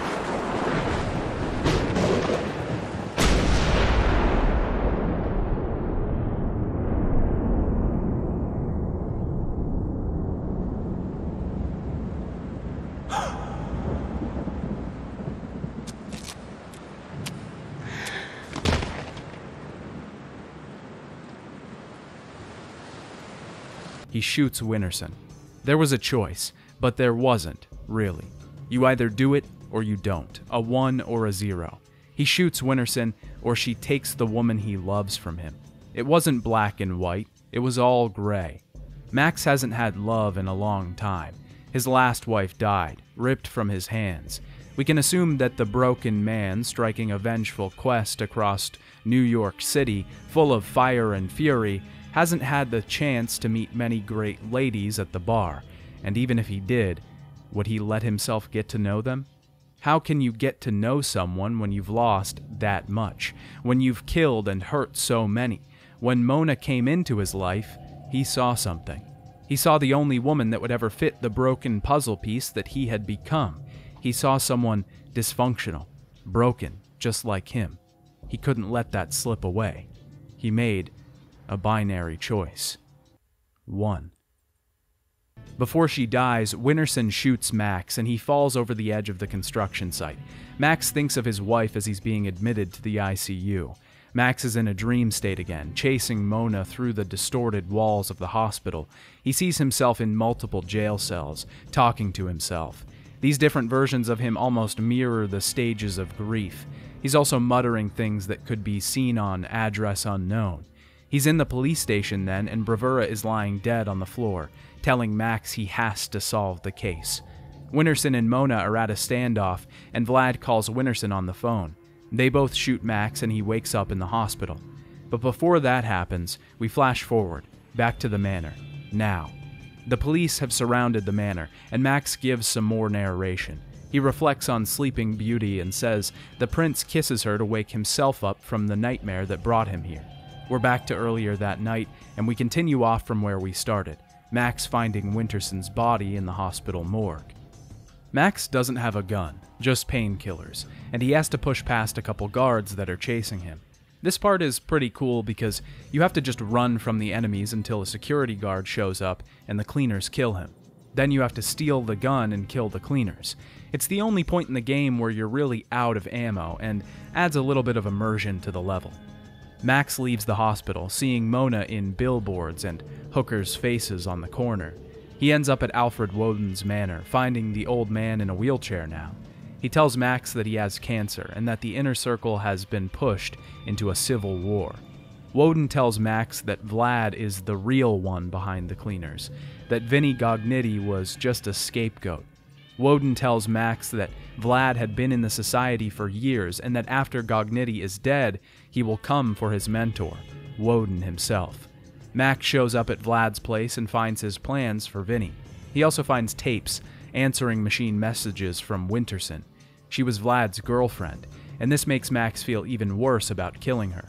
Max is trying to get to Vinny before Vlad can, and finds himself in the middle of a mob war between the Mafia and the Cleaners. They're making a war zone of the streets, and finally some lower-level mob members mistake Max for the backup they were supposed to be sent. Max teams up with them to go against the Cleaners, and eventually another thug shows up and realizes who Max is, forcing Max to kill all of the thugs. Max shows up at Vinny's garage and finds him inside of the Captain Baseball Bat Boy costume that we saw in Vlad's car earlier. Turns out that Vlad rigged it with explosives, and if Vinny takes the head off, he's gone. I hate this level with a passion. It's basically an escort mission, and I'll get real deep into how I feel about those some other day. Vinny has a little health bar that you have to manage at the bottom. Now earlier I said that I liked the Mona levels, and some of those where you're protecting Max have little health bars for Max that you have to manage as well. This is alright because Max Payne 2's teammate AI is pretty damn good. A lot of the time they'll be blasting away way more enemies than you are, but Vinny can't do anything. He doesn't have any weapons and he just stands there if enemies are shooting at him. I messed up pretty early in the mission and let Vinny's health get really low, to the point where just about one shot would take him out. I had saved afterwards and there was no way for me to go back, so I had to retry little sections over and over because Vinny kept getting killed. I also just think that this level kind of takes me out of the whole story. Its tone doesn't really fit with the rest. Vinny is like a comic relief character at this point, and he just seems goofy. He's constantly whacking the head on doors that are too small for him to fit through, and you go to his apartment at a certain point and find that he has a ridiculous collection of Captain Baseball Bat Boy merch. Eventually, Max and Vinny make an escape, taking a van from Vinny's garage. They want to find Mona so she can disarm the bomb. Vinny tells Max they're part of the same crew, but Max doesn't believe him. When they show up at the funhouse, Vlad is already there. We're back to playing Mona again, and she watches as Vlad blows Vinny sky high. She makes her way into the burning down funhouse to save Max. Eventually, she finds Max lying on the ground and gives him CPR. We see the encounter through Max's eyes now. Vlad tells Max that Woden is the real reason that his family got killed in the first place. He's the reason the DA knew about the Valhalla project. Vlad shoots Max and he's in a dream again. He's at the scene of a murder. The body on the ground is him. Bravura is on an operating table in the middle of the police station, and Max finds his double in the lineup room. Max chases his double through winding, warped apartment building hallways, feeling like an episode of Address Unknown. Max sees Vinny begging for his death as a Captain Baseball Bat Boy episode. We also get this insane shot of a dark red sky above the apartment hallways. It looks oddly hellish. Mona wakes Max up. Max wants to save Woden, but Mona wants him to walk away. She tells him to put it up. She doesn't say it in so many words, but this panel shows everything. She does feel the same way he does. She wants this to be done. She wants Max, nothing else. But Max still can't trust her. He's unsure of who to trust at this point in the story. All he knows is that he was wronged. The two head to the Woden Manor, Mona taking the high ground and Max taking the low. Max finds out that Vlad got Woden's security guards to turn coat and are making their way to the panic room. Mona hits Max on the head, pointing a gun in his face. She tells him to throw the gun away and decides not to kill him. Max talks about love. Vlad shoots Mona. Max holds Mona in his arms and realizes he's been there before. Woden comes out of the panic room and confronts Vlad, telling him to stop, but Vlad kills him. Max attacks Vlad, and he sets off the explosives, causing them to fall through the floor. Max chases Vlad through the hallways of the manor and finally catches up to him. This is our final boss battle, and one of the only real boss battles we've had so far. Vlad is standing atop a platform above a skylight, chucking bombs down at us. We have to shoot these wires holding the platform up while avoiding the bombs. When Vlad drops down, he's throwing them even faster, and now we have to shoot these little pins out from the fixture hanging above Vlad. It drops down but doesn't kill him, and we have to finish the job, shooting him enough to end him. Vlad falls through the skylight, his Molotovs and bombs exploding on impact. He's dead. We're finally really at the manor, now. Back to what we saw at the beginning of the game. Max crawls, hurt and broken, back to Mona. She's laying on the ground, bleeding out. He tells her it'll be all right. Mona dies as she bleeds. The NYPD moves in on the manor, far too late. The game ends with Max finally seeing himself, finally facing that double, that shadow that he's been running from all these years. He is reborn, and he ends the sequel with this line. Brought me here to this moment of clarity, where time slows down and I choose to look back to see myself. And in that act of seeing, I am reborn. Down here! This way! There! Easy. Oh my God! He's got a live one here! Detective Payne? He's still alive! We need a medic in here now! He's still alive!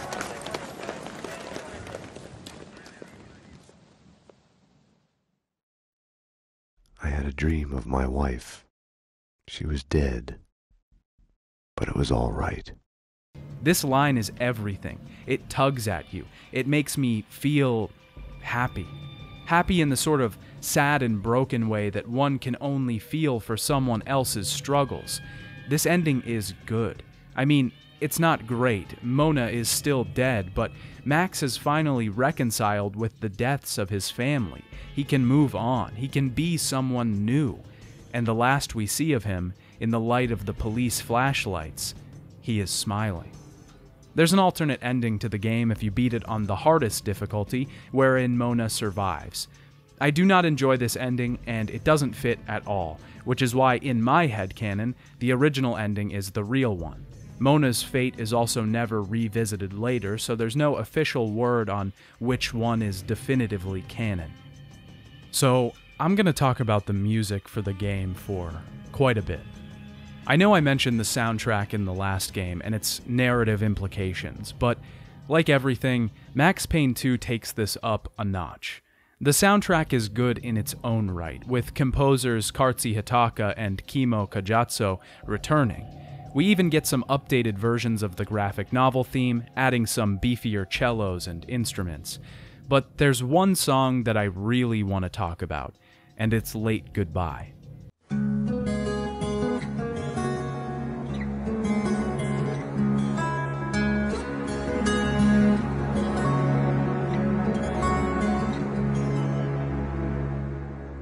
Did you think I wasn't going to talk about Late Goodbye? Well, you were wrong, Dad. Late Goodbye was written and performed by Poets of the Fall. It was based on a poem that Sam Lake wrote and was composed for the game. I'm gonna give it to you straight. I fucking love Late Goodbye. I've heard this song hundreds of times. The song details a man thinking, dwelling on the past, things unsaid, and his lies. It's an absolute bop, and about a minute into the track when the cellos and drums crash into the song together, it makes your stomach drop.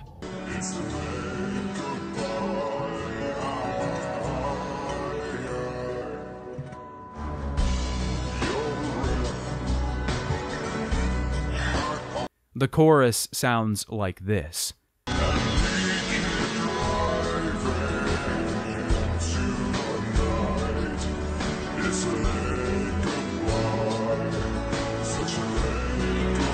We keep driving into the night. This song doesn't just reflect what Max is thinking or feeling. It doesn't just give us more context on what Max's emotion in the story are. This song is Max Payne. Mona and Max have a late goodbye, ripped from each other too soon. Max has words unsaid, unspoken with his wife, who also has a late goodbye. Max's newborn child, who he never got to see grow, who he never got to guide through the bearings of childhood, has a late goodbye. It helps that the song is just incredibly catchy, too. Even characters in the game world of Max Payne 2 can't resist its icy tendrils as they're constantly singing it. Mona sings it in the shower. This janitor sings it while cleaning graffiti off of a wall. Lines, they keep on flashing. I am this janitor. I'll be honest, though. The song isn't objectively good. It's kind of early 2000s butt rock. It has that weird aesthetic of bands that your dad would get drunk listening to on a Wednesday night in 2004. But Max Payne is cheese. Max Payne is kitsch. Max Payne is authenticity incarnate. It only fits that the song that represents his entire genesis, his entire persona, is a catchy dad rock song. It's so beautiful because it just fits. It almost sounds like a song that would go over top of a Max Payne fan edit on YouTube, and that's more Max Payne than Max Payne himself. Late Goodbye is Max Payne, and Max Payne is Late Goodbye. If you'll allow me to get a little personal for a moment, I mean, you are my dad after all, this song means a lot to me. I'll be honest, when I was writing this script, I had some doubts. My last video did very well, especially for my small channel. It took me from 50 to almost 1,000 subscribers now, and from 1,000 channel views to over 40K. I started to get a sense of imposter syndrome. There was a voice in my head telling me to quit, telling me that I was a one-hit wonder, that I couldn't achieve that level of success again, and that it was a fluke. But when I found this song, it reinvigorated my purpose. It gave me a meaning, a framing device, a narrative. The song means to Max Payne sadness, loss, wandering in the darkness, looking for a way to communicate what never was. But for me, it means something completely different. To me, it meant hope. It meant triumph. It meant a sunrise just across the horizon. If Max Payne could get over the death of his wife and triumph over loss and grief, then I could write a YouTube video about Max Payne. Max Payne 2 is really good.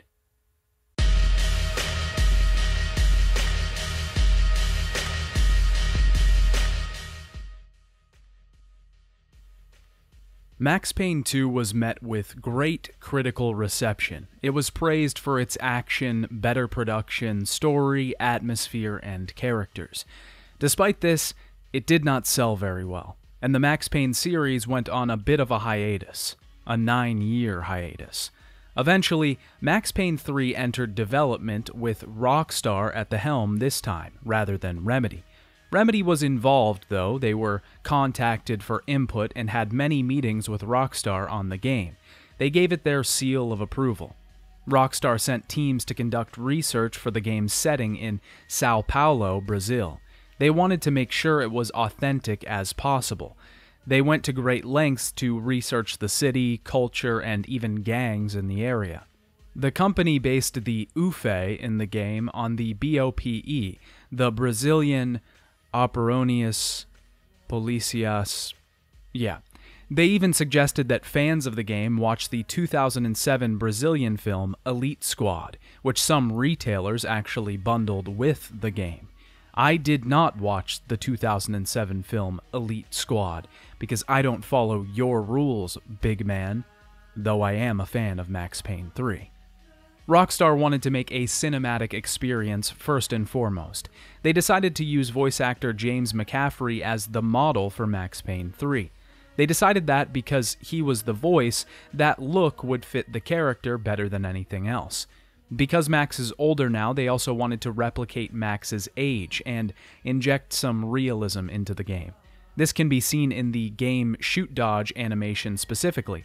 Max has to actually scramble to get up now. He's not the young buck he once was. He's beaten down, tired. The game itself runs on the Rage engine with Euphoria animation software. Dan Houser would be the head writer this time over Sam Lake. Houser stated that they had wanted to make the game for a long time, but they didn't have the resources or time to make the development work. Eventually, a slot showed up, and the game was slated for a late 2009 release. It was pushed back to benefit from more development time, and then pushed back again in June 2011. And then was pushed back again. It seemed Max Payne 3 was never going to release when, suddenly, Rockstar announced a March 2012 release date. It was then pushed back again to release in May 2012. Rockstar stated that the delays were to ensure the highest quality for Max Payne 3, and looking at the final product, it was probably necessary. Rockstar pushed this game hard, marketing it heavily. They had a Twitter campaign where users could tweet #MaxPayne3 and end up in the title's multiplayer component. They also ran a competition to win a trip from New York City to Sao Paulo and attend Sonar Sao Paulo, an EDM festival in Brazil, win a one-off Max Payne Xbox 360, and play the game a week before release.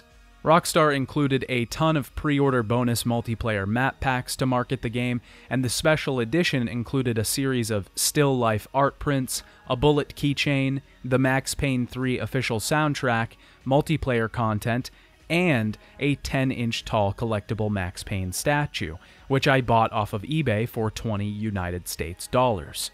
The company also released a 3-part Max Payne comic book series after the launch of Max Payne 3, which I purchased on Amazon for $10 United States dollars. The series explores the events of the first 2 games and goes back a little bit into Max's past.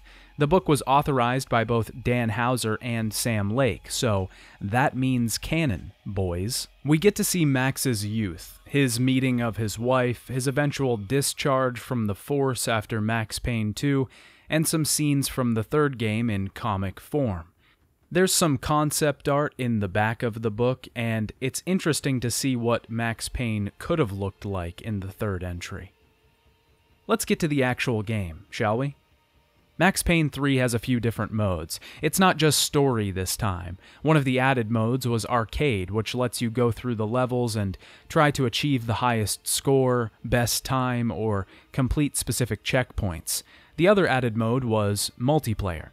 I didn't think I'd be able to get any footage for this mode as I figured no one was still playing it, but when I searched for a match, turns out at least one person is still playing, because I found someone. In multiplayer, you have an adrenaline bar with 3 sections. You can use this adrenaline bar to shoot dodge or slow your character down or give yourself a boost in combat. Other than that, it plays like normal. Shoot the other guy until he dies. I got stomped, obviously. This guy was level 44 and I was a measly 2. This mode still felt like a barren wasteland. Me and one other guy playing the Max Payne 3 multiplayer mode in isolation. It felt lonely, weird. I wondered what this guy's story was. Does he play this a lot still? Do other people play this mode? Does he just sit searching for a match until someone comes along and decides to play with him for a bit? I could have easily searched for another match and had the answer to my question.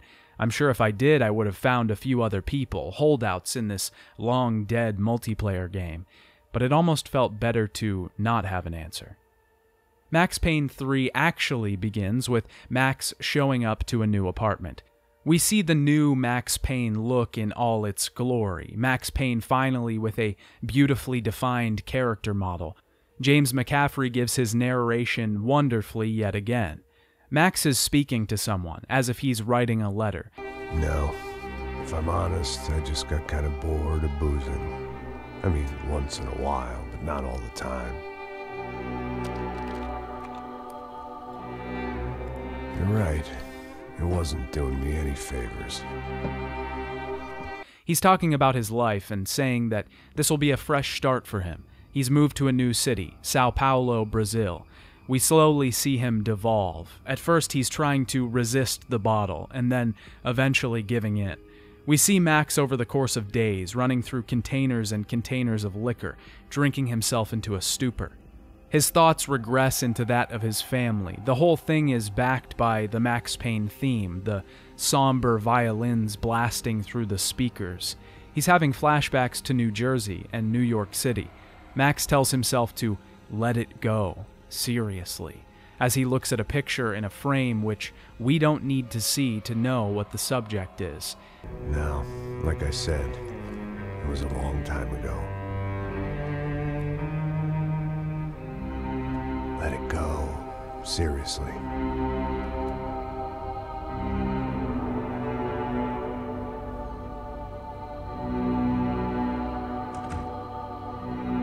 This line is so damning, so rough and hard. The last we saw of Max, he had moved on. It was all right. But now, to see him years down the line, falling back into that same hole he had talked about wanting to crawl out of, is hard to watch. It almost felt like watching an old friend fall back into their old ways once again. This is just the intro to the game. We flash forward from Max's apartment to an airport. Max walking up to a dying man on the tarmac and pointing a gun in his face. He gives a bit of a monologue, realizing that everyone was right about him, and he doesn't know right from wrong. So I guess I'd become what they wanted me to be. A killer. Some rent-a-clown with a gun who puts holes in other bad guys. Well, that's what they had paid for, so in the end, that's what they got. Say what you want about Americans, but we understand capitalism. In true Max Payne fashion, we flash back from this to a few weeks ago.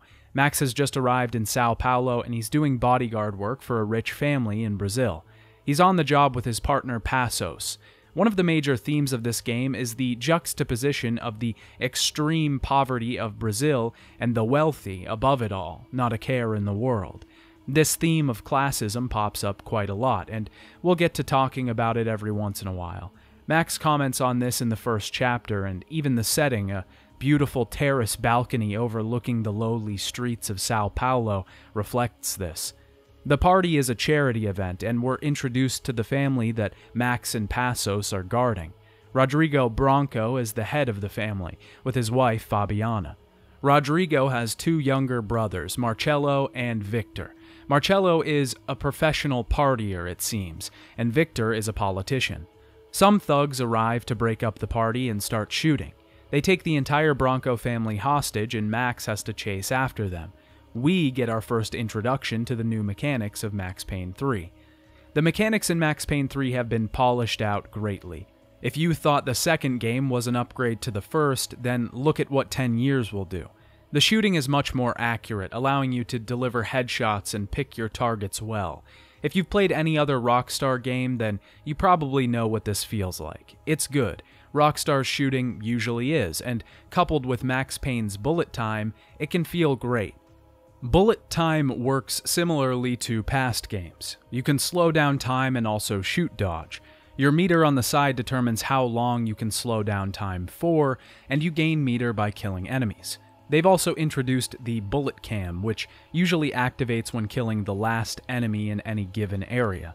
This will show Max's final shot in slow-mo, and you can slow down the bullet even further and pump the bad guy full of bullets if you'd like. These can be particularly gory, and I thought they were pretty sick. Max has a similar health bar, which I was glad that they kept, and he can use painkillers to regain health yet again.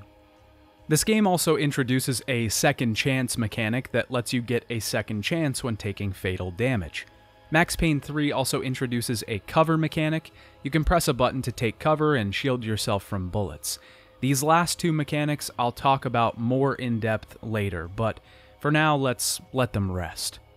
Max makes his way through the penthouse and eventually finds Rodrigo being stuffed into a van and saves him before the thugs can take him away. The UFE and police arrive at that moment.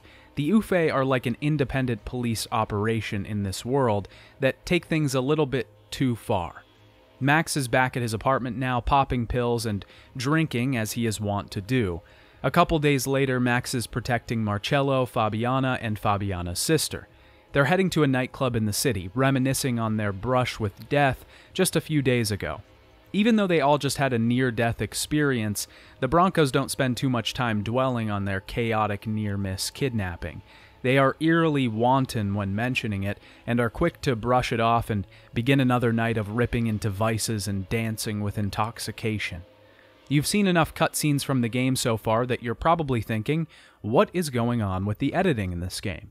Max Payne 3 features a very unique style of storytelling. Firstly, it's edited very much like a movie, a camera that bounces around and bobs with the scene like Paul Greengrass on steroids. This gives Max Payne 3 a cinematic feel. It resembles a film more than any other game in the series. This takes the vision that Remedy had for Max Payne 2 and gets it all the way there. But where Max Payne 2 was a cinematic experience resembling a noir love story, Max Payne 3 is a cinematic experience resembling a modern action film. There's also this glitchy style that you'll see a lot throughout the game. This is supposed to reflect Max's mental state or level of intoxication. When Max has been drinking too much or popping a lot of painkillers, which he almost always is, his vision of the world is distorted and jumpy. This can be pretty jarring, especially when making the comparison to the previous games. But after the first few chapters, I just got used to it and actually grew pretty fond of it. You could make the case that the distortions are sometimes related to stress as well. In a high-intensity situation with Max's adrenaline pumping, things aren't going to be crystal clear. The last element of style Max Payne 3's cutscenes thrust into the picture are the graphic novel cutscenes. You're probably saying, there aren't any graphic novel cutscenes in this game, son, but I say you're wrong. Often during cutscenes, the shot will turn to a still frame and move off to the side or to the bottom of the screen. Its color will also change and will resemble the panel of a comic or graphic novel. Yes, it's not the same as we had before, but I respect the developer for wanting to include at least an homage to the last game's integral style. They also pop text onto the screen to resemble a modern version of the text boxes from the last games.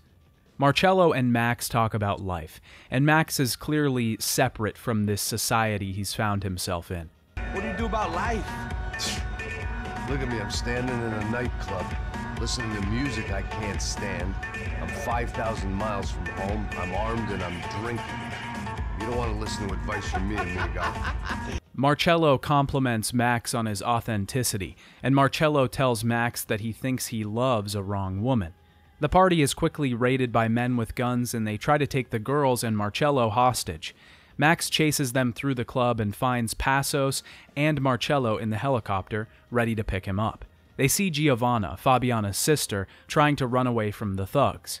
These thugs are called the Commando Sombra, a local gang trying to kidnap the members of the family in hopes to receive reward money. Max takes out the thugs from the helicopter, armed with a sniper, protecting Giovanna in the process. Eventually, Max jumps back onto the building to try and get Giovanna. He finds her in the building and the helicopter lands to pick them up. We find out that Passos and Giovanna are together. The Commando Sombra escape with Fabiana, and Max is drinking in his apartment again. He shatters a glass in his hand and watches as the blood drips to the floor. In each game, Max is clearly haunted by his family. In the first two games, this is shown to the player by the dream sequences. In Max Payne 3, we see this through Max's tailspin. It's done incredibly well, in a way that makes you feel for the character. He is broken, and ghosts litter the path behind him. Ghosts that he can't get rid of, not outside of a bottle. He's drinking himself to death at this point, and he knows it, but he doesn't want to see himself, and he surely doesn't want to see them. The Broncos receive a ransom letter, and the family discusses whether they want to give the commandos the money. They eventually decide to send Max and Passos to the meetup place with a bag full of cash. The two land at the soccer stadium, and the handoff immediately goes poorly. A sniper crashes their meeting and is attacking both sides, introducing another group into the mix. They lose the money to the Sombras, and Max is critically wounded, Passos guiding him through the stadium. They eventually get Max bandaged up and he's back in fighting condition again. They make their way through the stadium and eventually find out that the group that crashed the meeting is called the Crasha Preto, a right-wing military group who take the cash that Max and Passos brought. They flank the snipers and make their way back to the helicopter. As they fly away, we see a man about to fire a missile at the aircraft, but someone stops him and tells him that they're just there for the money. Max recalls back to meeting Passos for the first time in a bar in New York City. This is the introduction to this game's dual narrative. Every once in a while, we'll jump back in time to New Jersey to follow Max and Passos for a bit, get some background on how this all started, and then jump back to Brazil. I think this is a natural evolution to the semi-dual narratives that Max Payne 1 and 2 had already introduced. This just takes it the rest of the way. I also love being able to see Max in his native setting with these graphics. In the bar, some Guidos, oddly reminiscent of the Jersey Shore cast who were at the height of their popularity at the time, stumble into the bar. They're harassing Max, and in the interest of not giving a fuck, he gives them some classic Payne tude. You practice that in front of the mirror in your underwear? Your father owns this town. Yeah, dear old dad, well-known drug dealer and murderer. You're nothing but a chump. Hey, disrespect my family. They're about to shoot him when Passos steps in and kicks them out. Passos knows Max already. They were in the academy together, but Max doesn't remember Passos. Passos tells Max about the bodyguard work that he's been doing, and Max has no interest in it. He does have interest in getting free drinks, though, and over the next few hours, Max starts taking a liking to this guy.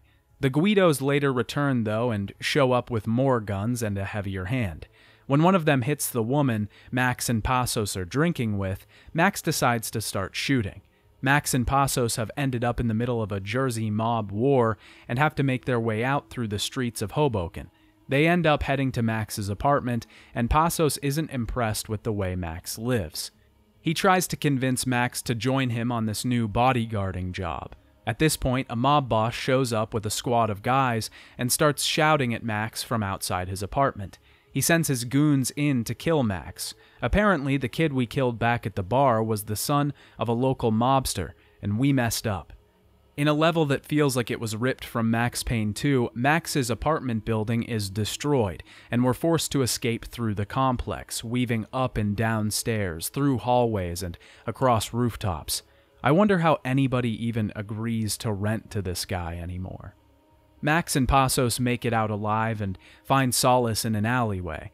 Passos asks Max if he wants a job again, and he starts to think about it this time. At this moment, we flash back to Brazil, and the two are in a speedboat heading after the Crasha Preto. They end up in a boat chase, the group heading off with Fabiana in tow. They get close, but let the girl slip through their fingers, and the leader, Serrano, makes it out alive. The two head back to the Broncos to talk with them about the situation. Becker, the head of the UFE, is there as well to help assist with the problem. The Broncos are distraught and want Fabiana back at any cost, but they still don't know why this is happening or what they can do. Max leaves Rodrigo's office with the head of security to try and get the system back online. Once they do, he has Rodrigo lock himself down in his office. The Pretos storm the entrance of the building, ramming a van into the front doors. Max deals with all of them and eventually makes his way back to Rodrigo, but he's dead. Somehow, an assassin got into the office and killed the head of the Bronco family, even though the entire thing was locked down. Before Max can investigate, he finds the room is armed with explosives and jumps through the window. The place is crashing down now, and Max has to make his escape. On his way out, he finds the young guy, the head of security, dead, another casualty in the life of Max Payne. There's a lot of burning buildings in Max Payne. He is constantly pursued by enemies, and naturally, you'd want to take a more explosive approach when dealing with someone who can take out 30 to 40 men with guns at a time. In the first few games, one of the things that annoyed me was that I'd be escaping a burning building, walls crashing down around me, fire kissing the ceiling, and there'd still be men storming the place trying to get to me. Obviously, you still want the player to have to fight enemies when they're traversing a level like this. Max Payne 3 handles this a little bit better. All the enemies you fight are trying to get out themselves. You usually come across them when they're trying to open their path up or find a way out of the building. When Max escapes the building, he finds a burned and dying Prado member who tells him that Fabiana is up the hill with the Commando Sombra. Max is in an interesting situation. In the last 2 installments of the series, Max was in familiar territory, at least mostly. In the first game, Max was in his home city, but he entered a different world, one of conspiracy and corruption, a world behind the scenes of it all, somewhere that made little sense to him. This put Max out of his comfort zone and pushed him to the edge. In the second game, Max is also in a similar world of corruption and conspiracy, but this time he's experiencing the unfamiliar territory of love. In the third game, Max is in the unfamiliar territory of Brazil, a little bit more of a literal take on the theme, but he's always out of place. Max doesn't even understand Portuguese, and there's a lot of Portuguese in this game. Que porra vocês estão fazendo? A justiça local? Que porra você acha que é, falando com meus homens assim? Você acha que tem o direito de matar as pessoas a sangue frio, Becca? There are entire scenes where they're speaking and Max, along with the player, doesn't know what they're saying. This cements us deeper inside the character and furthers to blur the lines between us and the protagonist. With this confusion, this unfamiliar world, Max has little control. He doesn't know the culture, the local groups. He doesn't know the Vinnie Gognittis and the Punchinellos of this place. He's just trying to save people. At every point so far, Max has been stonewalled. He's failed miserably, and people have died. Max realizes this, and in a drunken fit, he decides to take back control. He decides that he wants to die sober, not drunk, and he smashes his last bottle of liquor against the wall. He also needs a change, something new, something to put him back in the driver's seat. And like a college girl in the throes of depression and finding out about Neutral Milk Hotel for the first time, he shaves his head. This is a huge moment for the character, not just because he's changing his iconic look, but because he's making a change to himself. This entire game is about change. That's what the whole thing is. You could say the central theme is classism. You could say that it's moving on, but it's change. But I'm gonna save that for the end, because your son needs a photo finish and essays need a thesis, so we'll get there. The next day, Max calls the Broncos. Marcello starts to think that Max killed Rodrigo, but Max quickly shoots that down as ridiculous. Max tells Victor and Marcello that he's going to Nova Esperanza to find Fabiana. Max enters the favela, finally experiencing the other side of Sao Paulo. He's seen it from the top, almost touching the clouds. Now we get to see it from the bottom. Max ends up getting robbed by some gang members, having his watch and guns stolen. He tries to ask some locals for a telephone, but they're not very helpful. Max enters a strip club and decides to ask for a phone there, when De Silva shows up, the cop from the beginning of the game. He helps Max out and buys him a soda. De Silva is working a case, and he asks him about Serrano, the head of the Commandos. He tells Max that he's really interested in Neves, the head of the Crusha Preto. He has some slight connections to Rodrigo Branco, helping him out with a development project some years back. De Silva tells Max that Victor Branco and the UFE has to be involved in the situation going on. He's trying to make the connections, but he knows that when he finds out, he'll be killed. He tells Max that he thinks Fabiana is up the hill, and Max asks why he doesn't just go and get her. And he says that he's just a cop. Max is special because he's a man with nothing to lose. De Silva still has a family. He can't afford to risk it. He gives Max a gun and leaves him there. Some locals bother Max, and eventually a shootout starts. Max has now riled up the local commandos and heads up the hill to find Fabiana. Max blows up a cache of drugs on his way and eventually finds Serrano's manor. Once he arrives, he finds Marcello and Giovanna there as well. They tried to give the ransom money again and were captured. Max's infiltration doesn't go too well, and Serrano kills Fabiana. They drag Giovanna and Marcello off, and Max can't help but think back to Jersey. Passos and Max are at the cemetery, and he's looking at the grave of his wife and daughter. This is the first time we really get to see their grave. One feature that I haven't talked about yet is the dynamic menu screen. This isn't something that no other game has done before, but I always think it's a nice touch when games do it. If you quit at this part of the game, the menu will show Max overlooking the grave. Certain other parts of the game will show Max in Jersey or Max in Sao Paulo, depending on what part of the game you played last. Max is standing over their graves, trying to get in his last goodbyes before he leaves Jersey for Brazil. Some mafia members approach him and they start shooting. The poetry of having Max use his wife's headstone as cover is not lost on me. Max makes his way through the graveyard with Passos, trying to find their way out. Eventually, they're caught by the mob boss again, and he breaks down, wanting revenge for them killing his son. It's odd because Max has felt this pain before. He's felt this loss, and he expresses this. He almost feels bad for the guy. The two escape the mafia members and head through the morgue. When they get out of the cemetery, Passos makes a call for help to get them out of the city. It's at this point in the game, when we jump back to Sao Paulo, that I started to rethink things. I was having fun with Max Payne 3. It's a really well-polished experience. It's much more cinematic than the previous games, and overall it's fantastic. It may even be in my top 3 Rockstar games, but something was off. Something was different.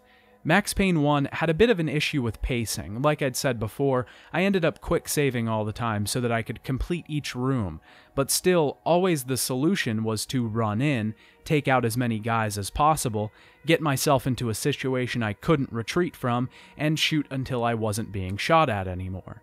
In Max Payne 2, it was similar, with an even bigger focus on action.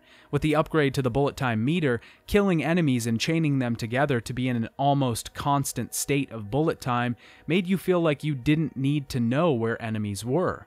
You would shoot dodge into a room, kill as many as you could, get up, keep bullet time on, and each kill would fill your meter. The game encouraged this play of running in and hoping for the best. You know why? Because that's Max Payne. But Max Payne 3 introduces the cover system. It's a fine system and it works pretty well, but it wildly changes the gameplay, and you are forced to use it. You can shoot dodge, sure, and you can run into a situation, sure, but you will end up dead in seconds 90% of the time. The game wants you to use cover, to hide, to pop out briefly, get a headshot, turn on bullet time, get a couple more, and take it slow.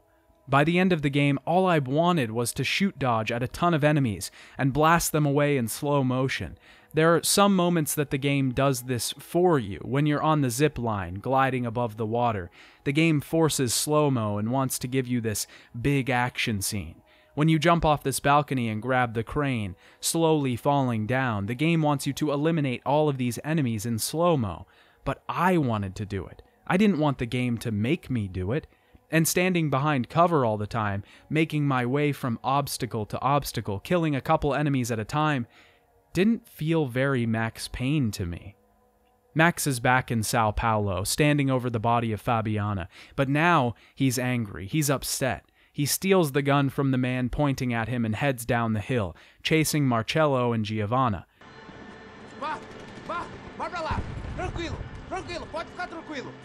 Fica nessa parede, seu americano de merda! Que porra tá acontecendo aqui? Que merda tá acontecendo aqui? Haven't you figured out I don't speak your fucking language? Seu gringo de merda! Cala a boca, seu gringo! That's right, I may be a moron, but here's the thing. I ain't quite as dumb as I seem.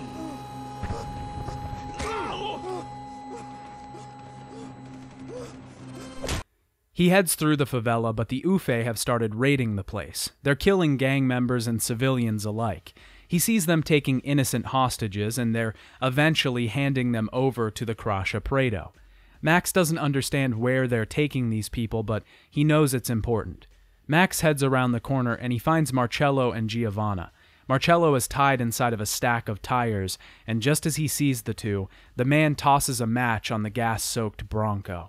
He goes up like a stack of firewood, and Max manages to get Giovanna out of the situation. We have a quick-time event and kill this guy who is like the second in command of Neves, but I didn't even talk about him because he's in like 2 scenes. Giovanna and Max take a rest and wait for the heat to die down. When they get back up, they head into the city, trying to find a way back to safety. Giovanna is nervous and throws up in a trash can, and Max ushers her along, not wanting to get spotted. They find their way into some abandoned, broken-down buses, and Giovanna throws up again, revealing that she's pregnant with Passos' kid. The two make their way through the bus station while the Prados try to get them. Giovanna is panicked and keeps just running off, getting her and Max into way worse situations than they already were. One thing I never understand in this game is how everyone just acts normal around Max. Max literally jumps from a scaffold and grabs a crane and then kills 6 guys in a room within seconds, and Giovanna doesn't go, "Who the fuck are you? What are you?" Max and Giovanna find a bus. They drive through the city, killing Prados on the way. Eventually, they get to a building and Passos is waiting for them with a helicopter on the roof. Max tells Giovanna to go up and get to the helicopter while he holds the guys off at the bottom. When he kills all of them, Passos just leaves him there. Da Silva shows up again and tells Max of the true nature of what's been going on. He reveals to Max that Passos got paid by Victor even as far back as 6 months before he met Max in New York. Da Silva thinks that Passos is playing Max for the fall guy. He thinks that Max is supposed to take the heat for Rodrigo's death. He asks Max what really happened in Panama, and then we flash back to when Passos and Max first arrived in Brazil. The two are on a yacht working their first bodyguard duty for Marcello Branco.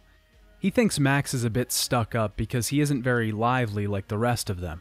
Max gets far too drunk for his own good and he heads below deck to rest it off. When he wakes up, he hears the ship being raided. He makes his way through the decks, picking off all of the masked bandits, and notices that they aren't taking any of the valuables. They're trying to pry the walls open, looking for something the ship may have been smuggling. All of the civilians on board are nowhere to be found, and eventually Max sees Passos and Marcello getting into a truck, trying to leave. Max says they should go back to save Daphne, the woman on board that Marcello had been seeing, but neither Passos or Marcello seem too concerned. Eventually Passos agrees to go with Max, and they start to invade the building she's being held in. When Max and Passos reach the top, they find a pile of bodies. The members of the yacht had been mass executed. We flash forward back to Da Silva and Max in the parking garage. Da Silva is asking Max if they were smuggling something. Da Silva tells Max that they were smuggling cash to Panama because it's easier to launder. He thinks that Victor was trying to get more money and finance his campaign. He thinks that Victor will use the deaths of his brothers to fuel his running for office, and that it will make a good story. Rodrigo and Marcello were deaths of those consequences. Finally, Da Silva asks Max what his role in this was. Da Silva finally questions if Max and Passos were even at the academy together, if it was all a lie. Me and Passos went to the academy together. Did you? I don't fucking know! Max is clearly frustrated. He's lost control again, for real this time. He's starting to question his reality, what he knows and doesn't know. He feels like he's been played. Max hasn't been in this type of situation. He's always been in control.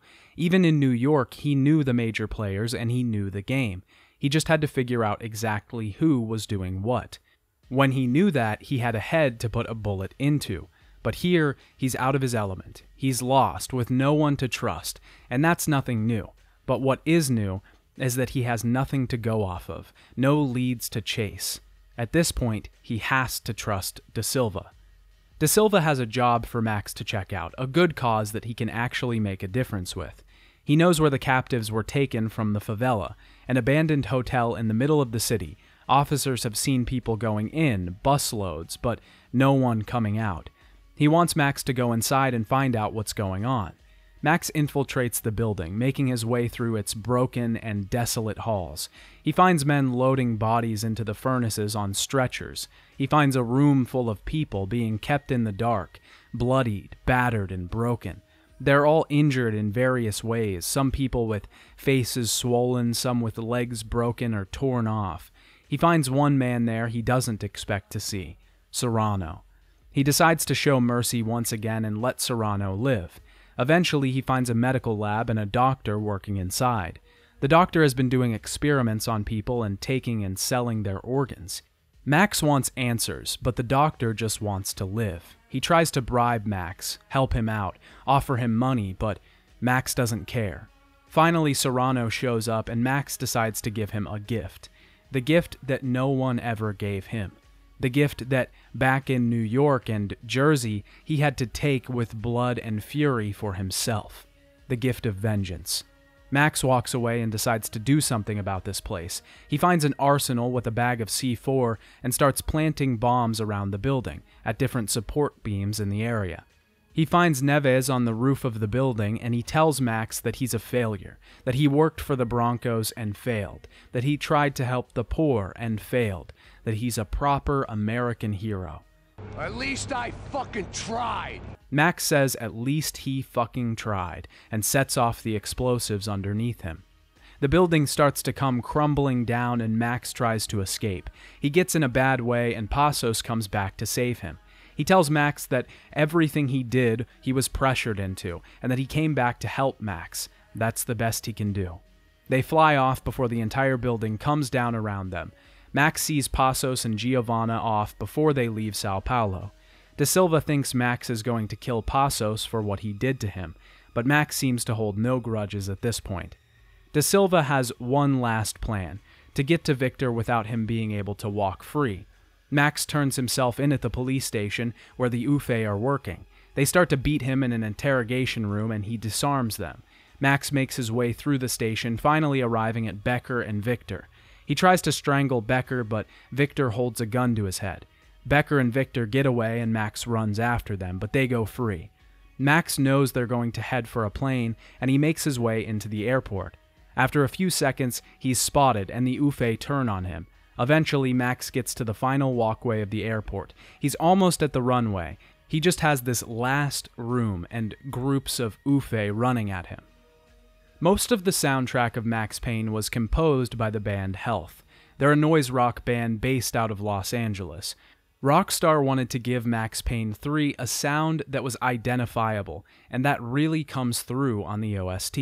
The songs are pumping industrial affairs with throbbing synths and beating drums.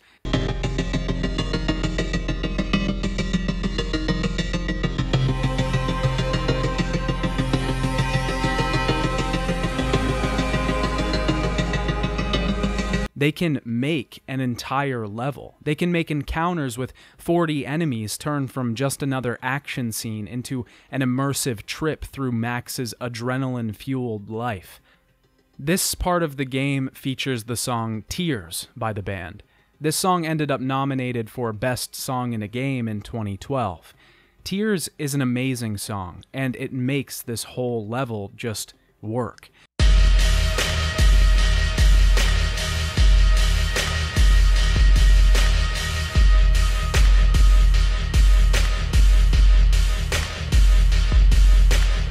Max is pushing forward, running through an army of enemies, shooting every bad guy in sight that's shooting back at him.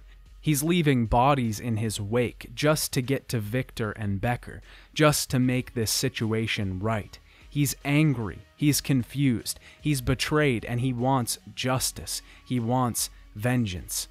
This song amplifies those feelings. It even puts the emotions that Max experiences in this situation at the forefront. It puts a magnifying glass on the darker aspects of vengeance, the sadness behind it all. This should have been the perfect moment, but something just wasn't right.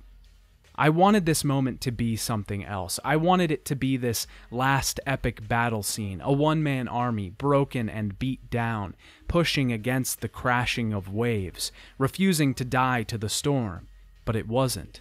This level is designed so that you have to stay at one end of it and pick off enemies from afar. You have to deal with every enemy before you move on because it's so open. When you arrive at the next stretch of it, you have to do the same thing. You have to slowly but surely pick them off from behind cover until the room is clear before you can move on. I wanted Max to run. I wanted him to have no fear. I wanted him to have nothing to lose, to rush headfirst into battle. But he couldn't. This is kind of what I've been building to this entire time, but Max Payne has moved on. This isn't the same man that we saw 9 years ago in New Jersey, and this isn't the same game we played last time. Everything's different, albeit slightly, and in some ways good. It's still different. The whole game makes nominal but overall modern improvements to the Max Payne formula, and they just don't feel very Max Payne. Everything from the sleek and modern text boxes to the glitch-filtered cutscenes, the faux graphic novel panels, and the cover mechanic just serve to make you feel like you're in a different world. Max has made a change, and Rockstar has made a change. Max is broken near the beginning of this game, and spending the last 12 years lamenting your past and wishing for a different present could only serve to break you. Seeing Max at the beginning of the game, it feels like he won't recover this time. It feels like he's never going to make it out of this hole that he spoke so much of. But when Max shaves his head and quits drinking, he decides that it's time for a change, a real change. He's given himself something to live for. Finally, Max isn't living for anyone else. He isn't living to get revenge for the death of his wife. He isn't living to save the girl that he's falling in love with. He isn't living to murder, to kill, to save Marcello, avenge Fabiana, work for De Silva. He's doing this for himself. He's doing this because he thinks this is right, because this is what he wants. Max doesn't want to die now. He wants to live. Being conservative, planning out your actions, making sure you're not taking a bullet to your head is all a consequence of this. And caring about whether you die in a firefight or not is the least Max Payne thing that I could possibly think of. But that might be a good thing. I mean, what better ending could you possibly think of to the Max Payne series than the final evolution of the character that we've been playing all along? What better ending than change? Max makes his way through the airport and arrives at the tarmac. We have a final boss battle with Becker where he's shooting grenades at us. Max makes one final leap off the stairs and shoots Becker's grenade early, causing him to be blown to bits. We see the cutscene from the beginning of the game. Max is reciting his line again, and we get to make a decision. I chose not to kill Becker, out of solidarity for Max, or at least the Max that I've created this narrative for in my head. I wanted to let Max rest. Do I really need to add to the count of bodies that's going to live in his head? Max gets in the car with De Silva, and they take down Victor's airplane before it takes off. Victor is alive, and they're going to take him to trial, but Victor says he'll walk. Max breaks his leg in anger. Trust me.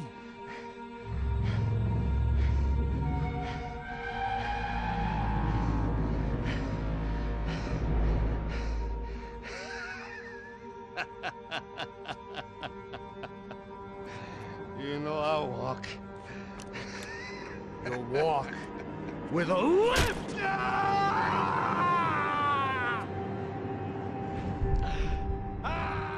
A week later in Bahia, Max is at a bar when he hears on the TV that the UFE has been disbanded, and that Victor was found dead in prison, being called suicide.